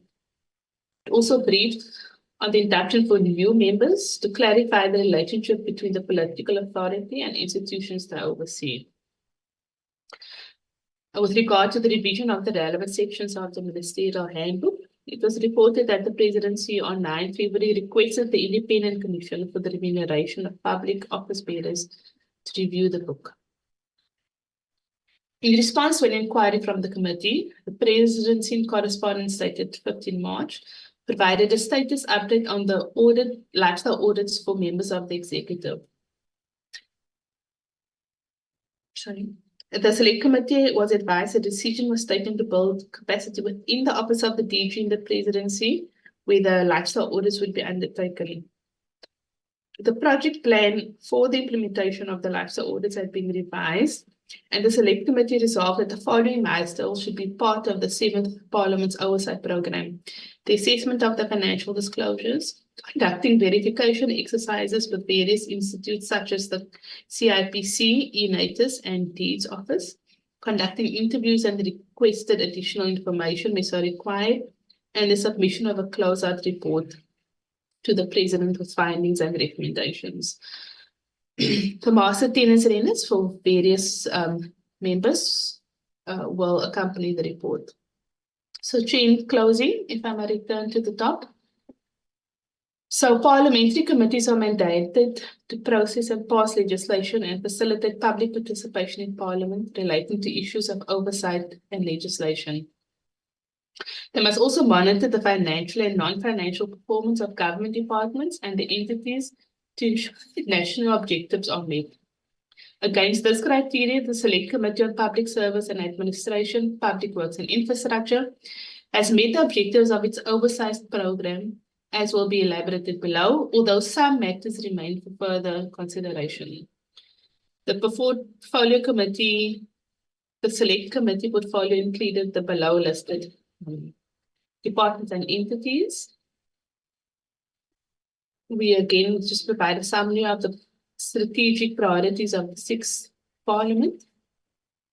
We say that during the term, the Select Committee requested the departments and entities within its portfolio to brief it on various matters, informed by, amongst other, the annual state of the nation address, strategic and planning and budgeting documentation, national policies and concurrences prevailing at the time.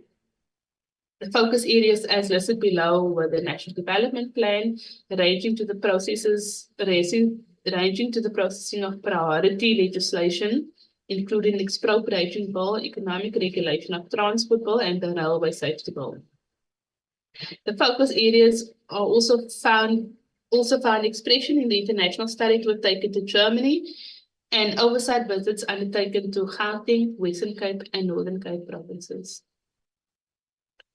The key areas for further work emanate from the matters the Select Committee identified that required a longer period to implement, example, the potential rationalization of departments and entities, represent persistent systemic challenges, example, the governance and finance challenges experienced by the Road Accident Fund, or which have emerged in the latter part of the Select Committee's terms.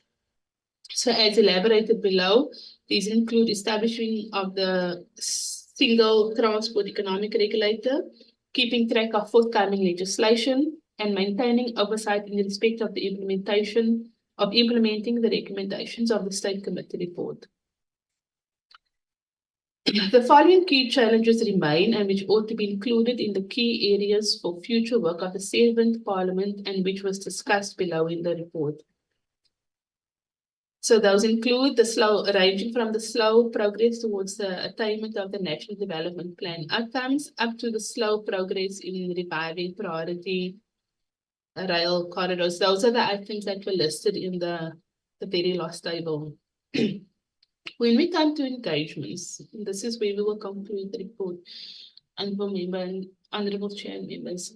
The first recommendation is, members will recall that when the Public Service Commission was before the committee, the chairperson said that engagement had been held with the Speaker of Parliament on increasing the supporting role that the Commission can play in the oversight ecosystem, and that this should involve the Commission engaging with the various parliamentary committees that have oversight over the departments in respect of which the Commission had undertaken assessments.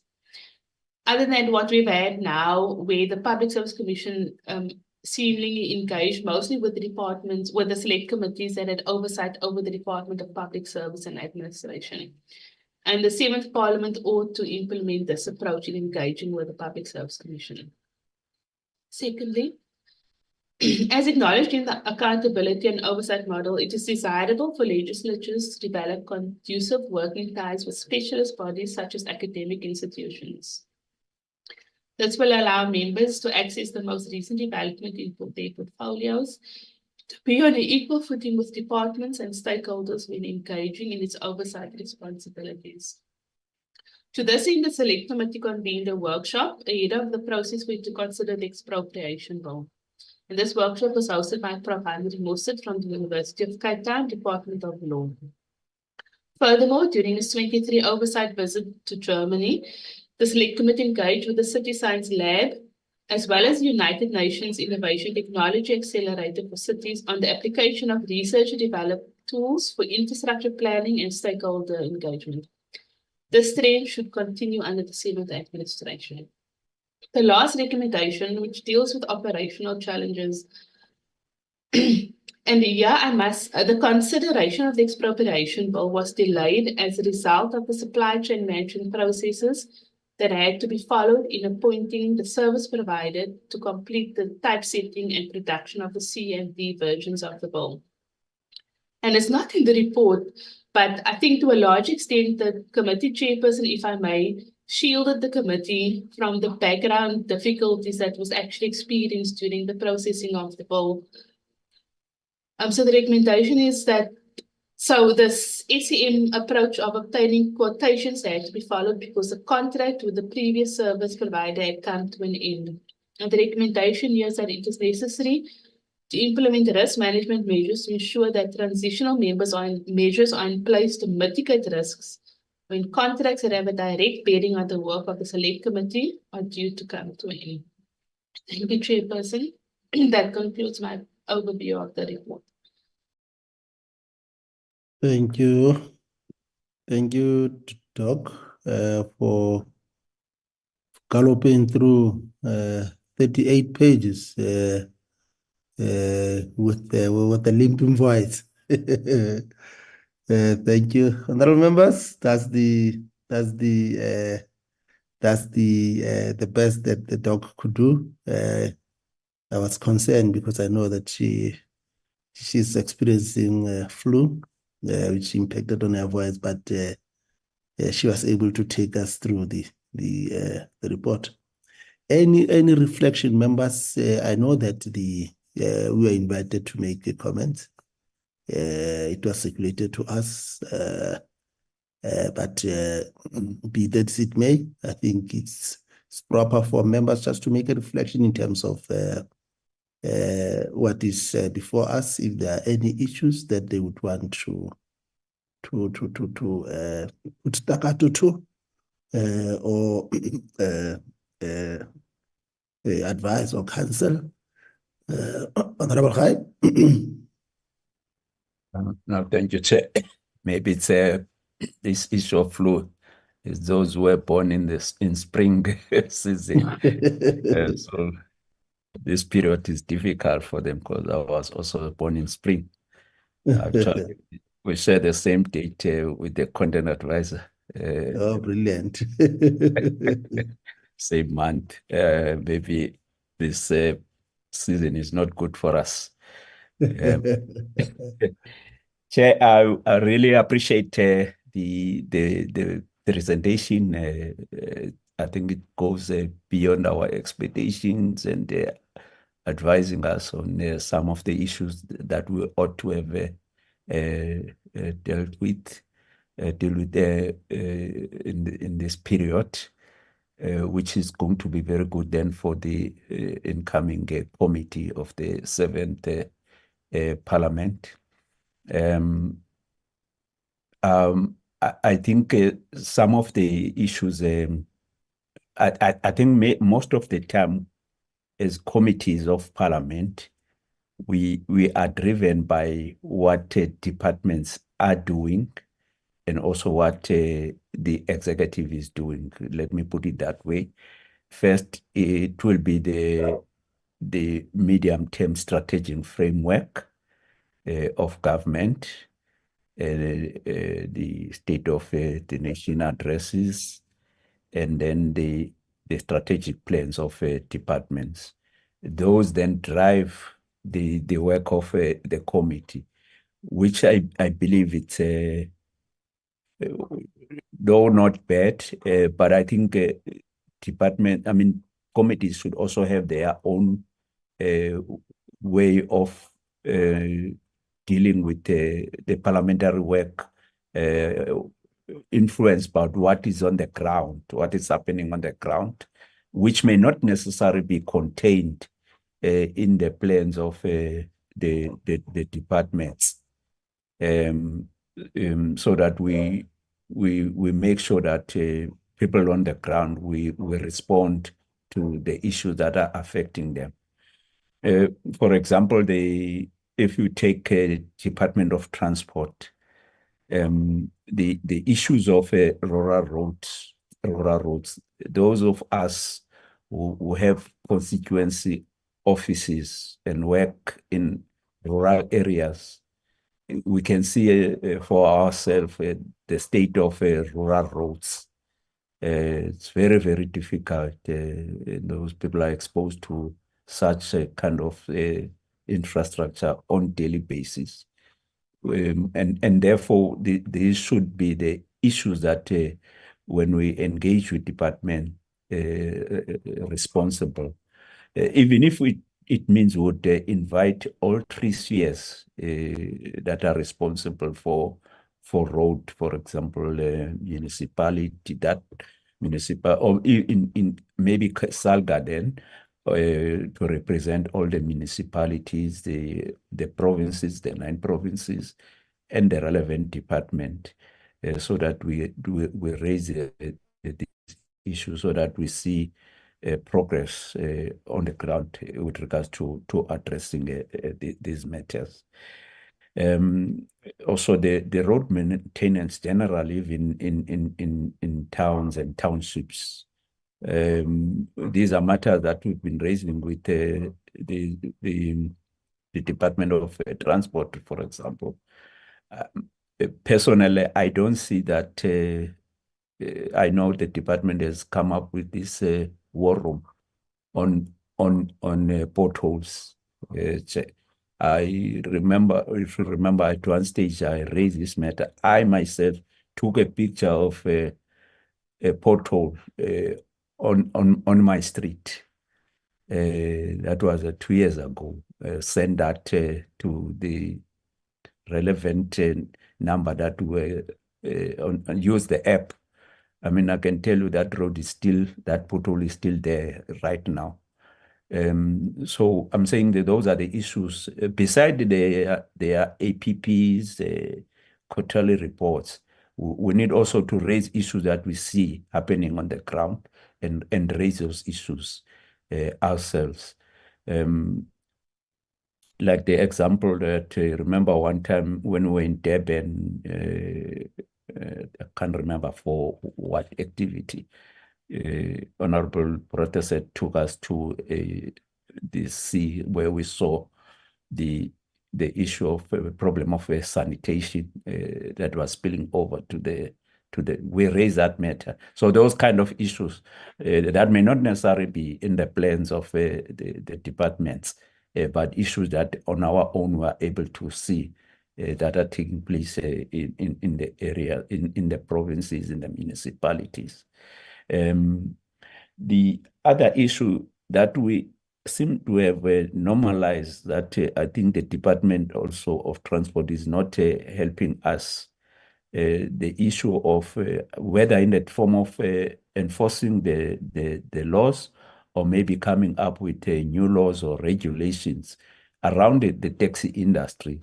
So for me, it looks like we are at the mercy of the taxi industry. Whether you find that there will be taxi wars, there's no strategy how you intervene to stop these taxi wars once and for all. The issue of the behavior, when you're driving on the roads and the taxis are coming, you must know that you must either move away or you risk having your car bumped. So it's like normalized now. It's normalized because there's no intervention to address such. We have accepted that behavior. The responsible department is not intervening in that situation.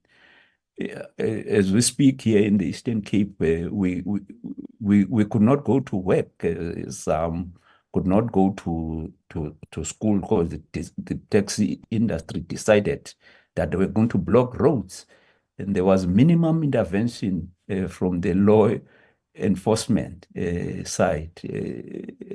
And I'm saying that those are the issues that we should be, as we speak even now, there are schools that are, the learners that are not going to school because some taxi associations claim that they have not been paid the scholar transport, and therefore they're not taking, and they're even making worse that even those were not utilizing the scholar transport, but they were taking their own kids to school on their own. They are stopped from doing that.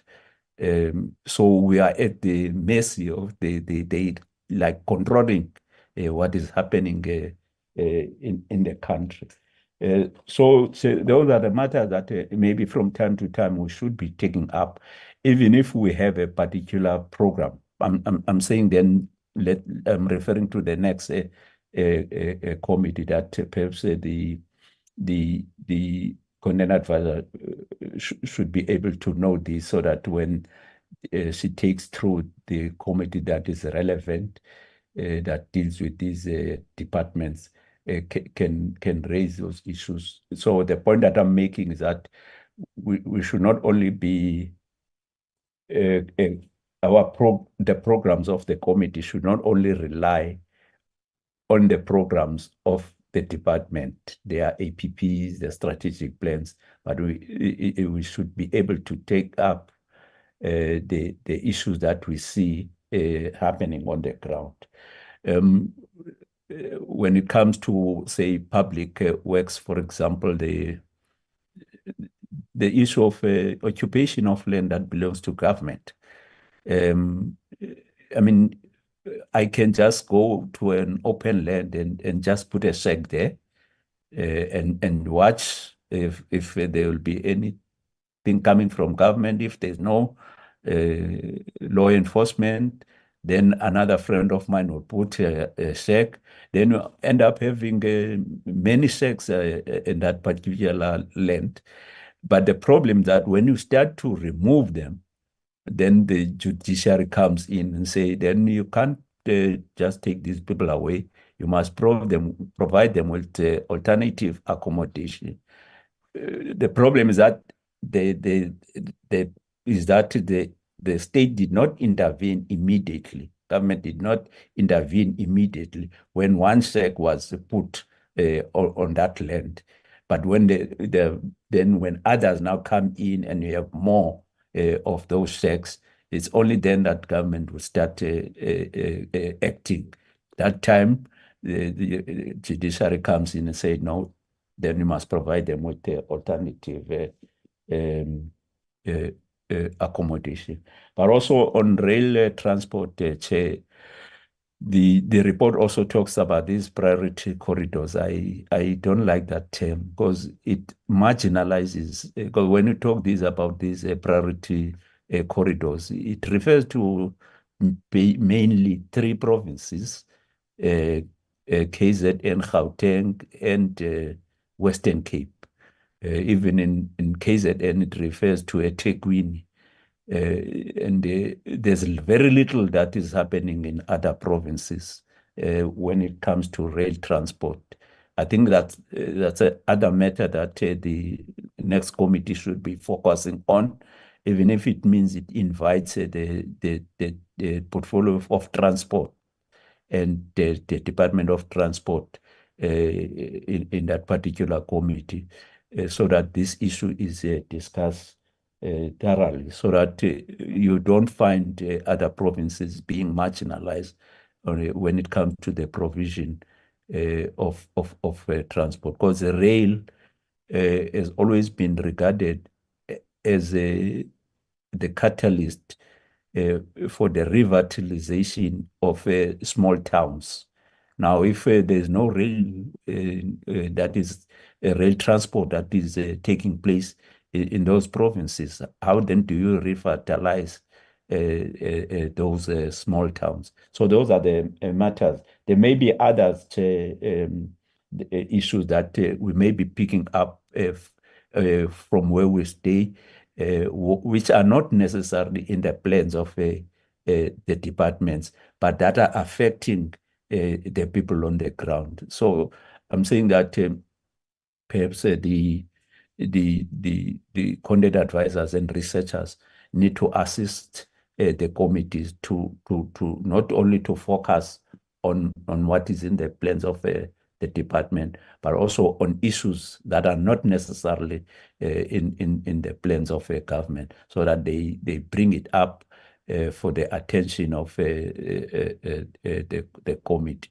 But I would also perhaps recommend that there should be regular management committee meetings where also the content advisors and researchers together then with the chair and the whip of the committee would discuss and what are the issues that should form part of the program of the committee. And also in addition, that when there are issues that are immediate, even though we will have a committee program in place, but there could be issues of immediate that need immediate attention, where then you have to perhaps suspend your program and attend to such issues. For example, this issue of the scholar transport. It's just that it is late now for the committee. If we had a program that, but also the fact that we're dealing with legislation, it was going to impact on it. I'm just making an example about it. We could have invited the Department of Transport, the Department of the province, the Provincial Department of Transport, the Department of Education, so that to check where is the problem, why these taxi associations were not paid on time, because some of them say they've not been paid since November. So I'm making an example about the taxi industry.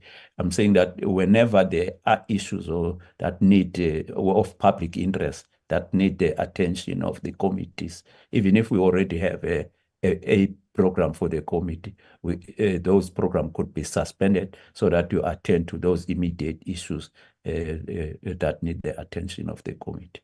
Otherwise, thank you very much, Chair, for this report. It's a very good report. Thank you. Thank you, Honorable Khai. Any further addition, members? I take that members are comfortable. I guess the report will also be used as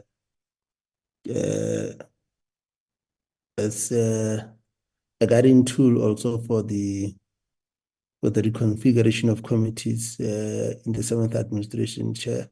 An area of interest.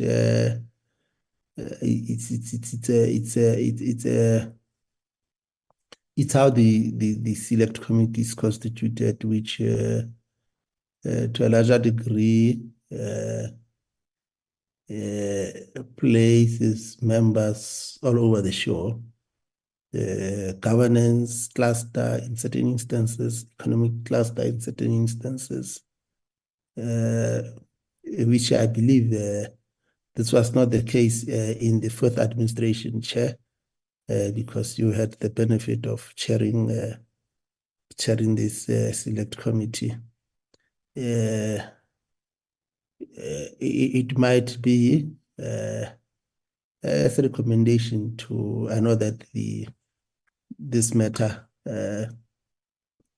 the administration always plays a critical role in guiding for the reconfiguration. It will be important probably to locate the cluster in the economic infrastructure so that there is an area of specialization in one area instead of stretching members both in the public service administration, then again in the public works and infrastructure and transport. At the same time, this was the subcommittee is pure economic cluster-related issues. I wanted to get a view of the chain, Honorable Khair, just in relation to that, how it was able to sort of assist the committee in terms of the area of specialization. Maybe just as a way of recommendation. Honorable Khair?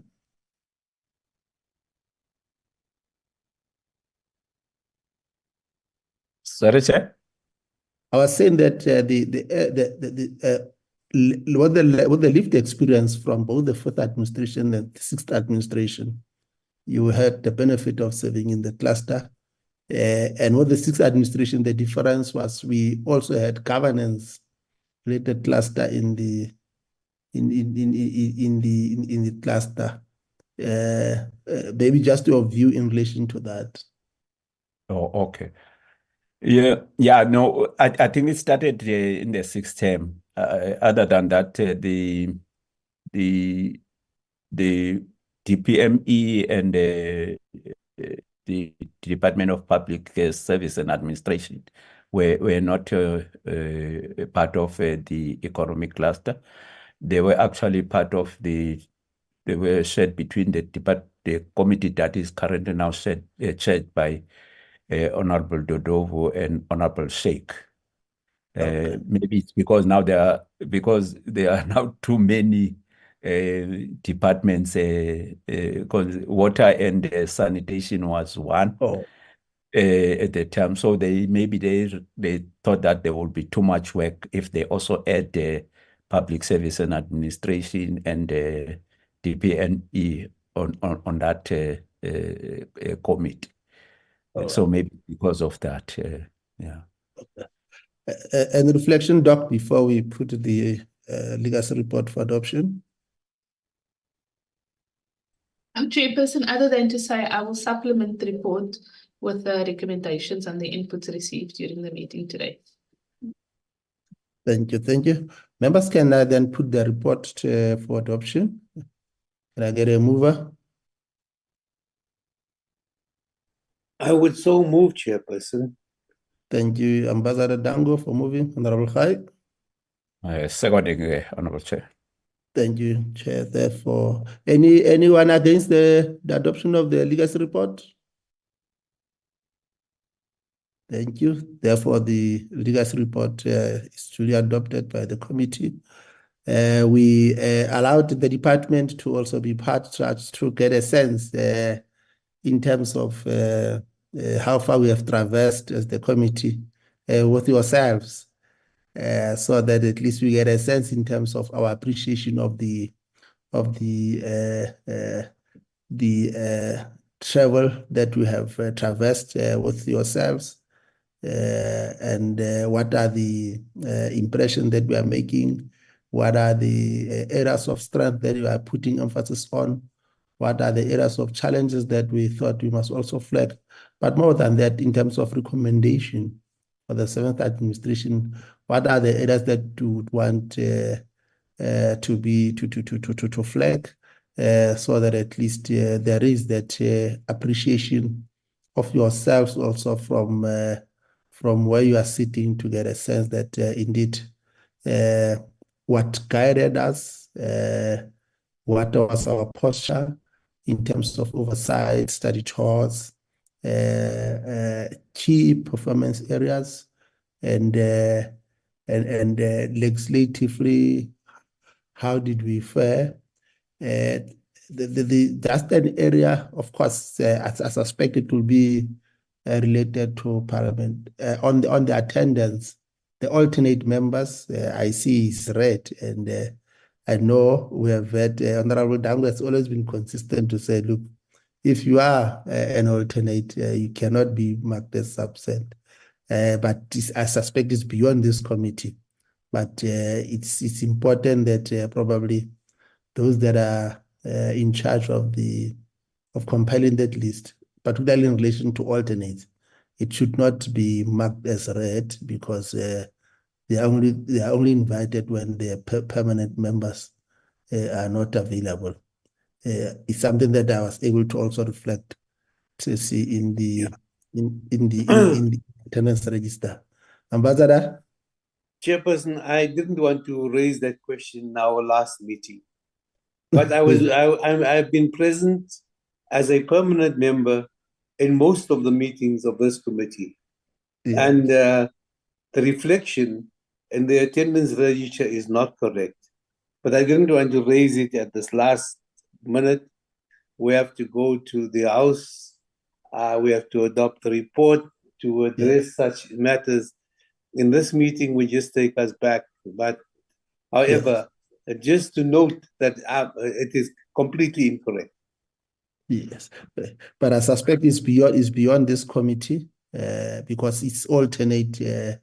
It cuts across all the committee members, so I suspect it will be looked into. But other than that, less than. But just correction, Chairperson, I was never an alternate to this committee. I was always a permanent member. Yes. Indeed. Thank you.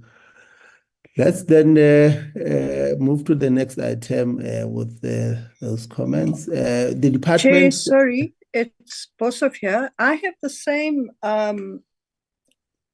issue as Honorable Dango. I'm also not an alternate, and my name doesn't appear either. So it is problematic and it is of concern.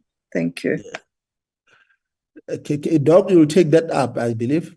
With the powers that be. Yes, Honourable Chairperson, I will, but it is also a recommendation we can include in our legacy report because that's an operational, especially if it cuts across provinces. It's an operational issue that should be addressed. Exactly. Thank you. The department and our PLOs and our MPs from our provinces, honorable members from provinces, are free to leave now because now we are going to deal with the minutes. Thank you for your attendance, the team and our guests from provinces and also from the department. Honorable members, we will now deal with the minutes of the 8th of May 2024, where we were dealing with the final mandates of the railway safety. Can members just pay attention to the attendance? Those are members of the committee that were in attendance, then the guests from the department, and then also our team from the committee, those that were in attendance, and then the remarks that were made, and then how the proceedings unfolded, reflecting on how provinces presented the final mandates on the railway safety bill, and the report that was adopted, reflecting the final mandates, and then the minutes of the 7th May was then adopted. Any correction, members? The absence of that, can we then get a mover for the adoption? I'll move, Chairperson, I would so move. Thank you. Thank you, Honorable Dango, seconded by Honorable Prataseth. Thank you. Thank you. Any objection? Therefore, the minutes of the 8th of May is duly adopted. We will then invite members just to give us their final speeches as we wrap up the work of the committee. Let's start first with the Honorable Prataseth. Chairperson, I'm standing at the airport in the queue to get on the plane, but so hopefully it'll be fairly quiet. Chairperson, I'll obviously see everybody tomorrow in the House, hopefully, so we can do personal farewells and hugs. But Chairperson, I'll be moving after this term onto the provincial legislature. I've made the choice to go, not to stay in Parliament. I've spent 10 years now, and I want to go into the crazy cauldron of KZN politics. But I just want to say that I've learnt a hell of a lot. I know that word's not parliamentary, but I've learnt a huge amount in this committee. I've learnt a huge amount in NCP, just in terms of parliamentary procedure, and I think that would be very useful and come to bear in being in the province. And I just want to thank everybody in the committee for the collegial and cordial way in which we've generally worked with each other. I know we've had flashpoints here and there on pieces of contested legislation as we've gone along, but generally I believe the committee has been cordial and collegial, and I want to thank everybody for their efforts during the course of the year, and the next 5 years will be very interesting, and we'll see where it takes us. Thank you, Chairperson. Thank you, Tim. Ambassador? Thank you very much, Chairperson. I think I share what Honorable Tim has just said. In spite of when we were traveling, he had lost his passport and he could not go with us. And I still have sympathy and I feel sorry that he could not go with us. Thank you. Yeah, Ambassador. Honorable Pashov?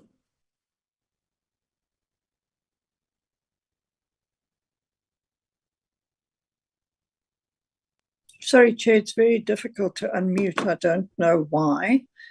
But just to echo Tim's sentiments, at this point in time, I do not know if I've made it.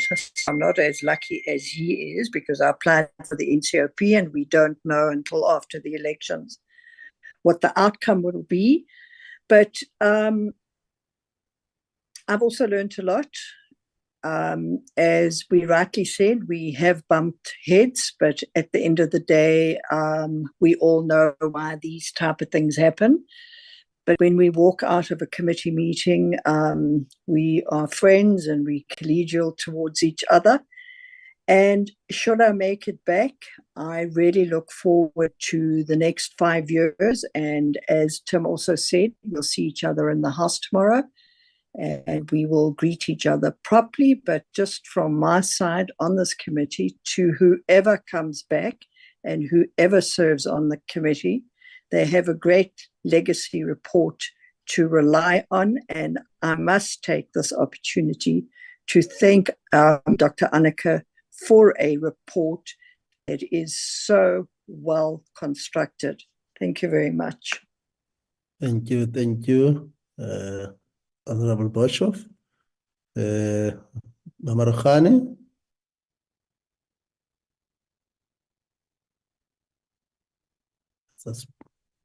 Suspect is driving. Mashori, Honorable Mashori. Thank you very much, Honorable Chairperson. Good morning, and honorable members. Honorable Chairperson, let me start to thank the legacy report that we received from the Dr. Clark. Well done, Doctor.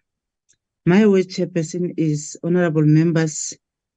we have come to the end of another term.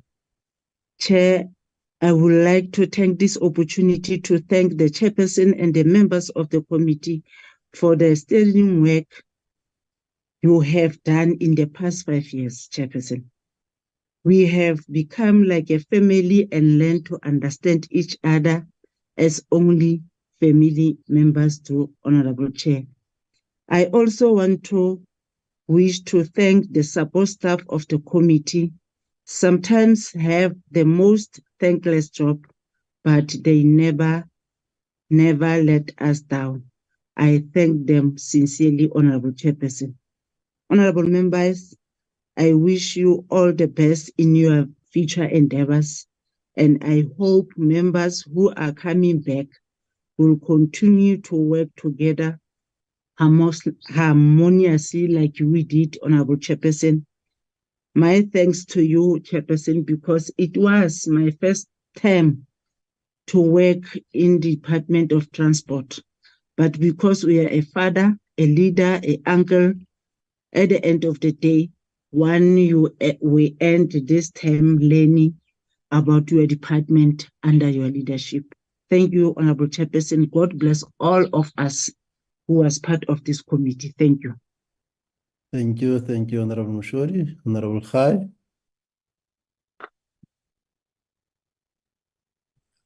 I was worried that as you're not calling my name, I will be running out of words everybody saying same things that I was going to say.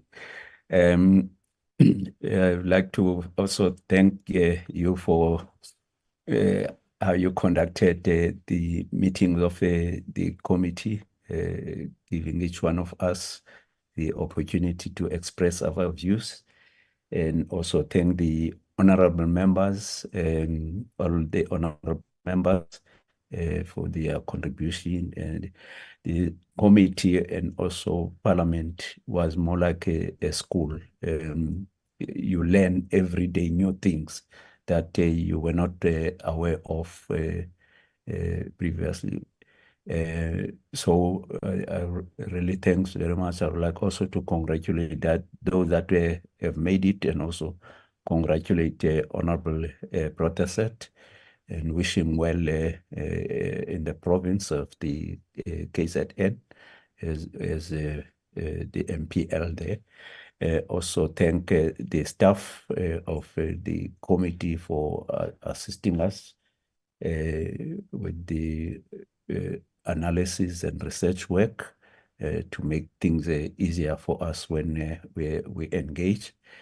I would also chair that perhaps my situation would be similar to that of Honorable Boshoff. We rely on the leadership as to whether we're coming back or not. But if I don't go back, I will still be interested in what is happening in Parliament. If I still have enough money, I'll rely on the 4.8 and YouTube to see what is happening in Parliament. I'm saying enough money to pay multi-choice and also the data for access to YouTube, and also will be reading the documents and the information, particularly from the Parliamentary Monitoring Group. They have been, I would like also to thank them. They've been of great assistance because I've been always, almost every day, checking on what is happening in Parliament, including other committees, not necessarily our committee, but what is happening with regard to other committees as well. In fact, departments or sectors, they've been a very good resource, to enhance my knowledge of what is happening in Parliament. I would also want to extend a word of appreciation to PMG. Thank you very much, Honorable Chair and honorable members. As Honorable Protestant and Honorable Boshoff were saying, I was indicating earlier that I will be flying this afternoon. so that I'll be in person in Parliament tomorrow. We can then use the opportunity tomorrow to in person wish each other well. Thank you so much, Chair. Thank you, Chair, for those remarks. Indeed, from my side, I must indeed express my word of gratitude to the support that the members of this committee has given me, and the confidence that they displayed in me when I was elected as the chair. And it was quite an eye-opener for the last 5 years, particularly coming from an executive authority as the speaker, from where I was, and then to being involved in the nuts and bolts of committees. The lessons learned is that it can be quite demanding, but with the support and the cordial work relation that we had as members of the committee, it made things much more easier, because with the clusters system in the NCOP, you are overstretched, you are all over. But because of the areas of focus that members are focusing on, you then begin to appreciate their areas of speciality, which definitely also shapes the direction and content of the work that we do. And it was through your dedication, through your commitment, through your sacrifice that we're able to ensure that the output of our work is able to lay the foundation to what you saw today with the legacy report, because it is a mirror, it is a reflection of your commitment, it is a reflection of your work, it is a reflection of your dedication, it is a reflection of your reliability in terms of ensuring that no meeting was postponed because we could not form a quorum. That in itself is a high level of discipline that members were able to display throughout the 5 years. And that in itself is a plus. It's a clear illustration of your maturity in terms of how you interface with our work of oversight, with our work of public participation, with our work of lawmaking. And we have laid a solid foundation because of your support for the team that will be coming in the 7th administration. And we did that also through the our war room, our support team. At all times we're ready.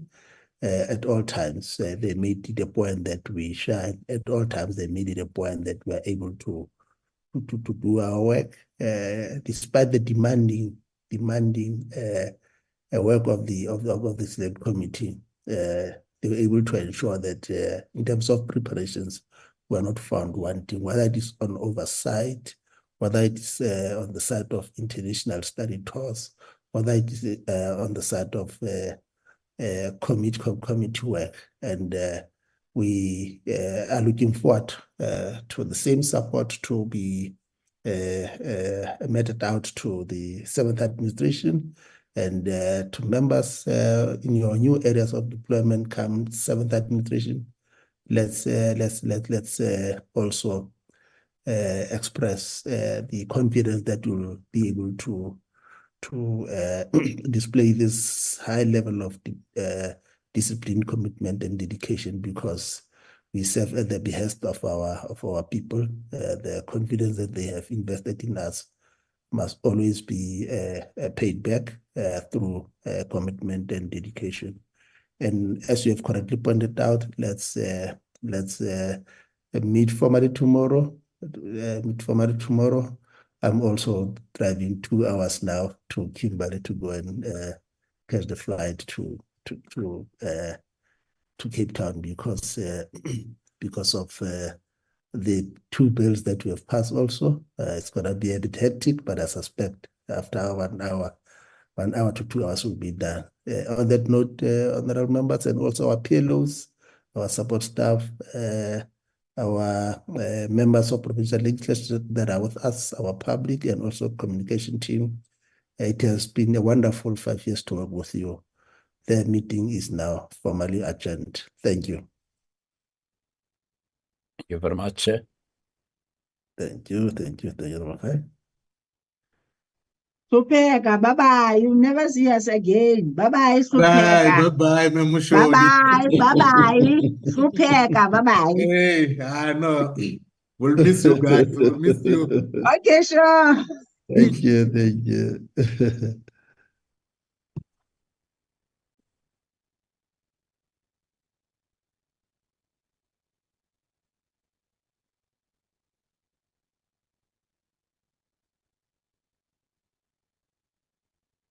Recording stopped.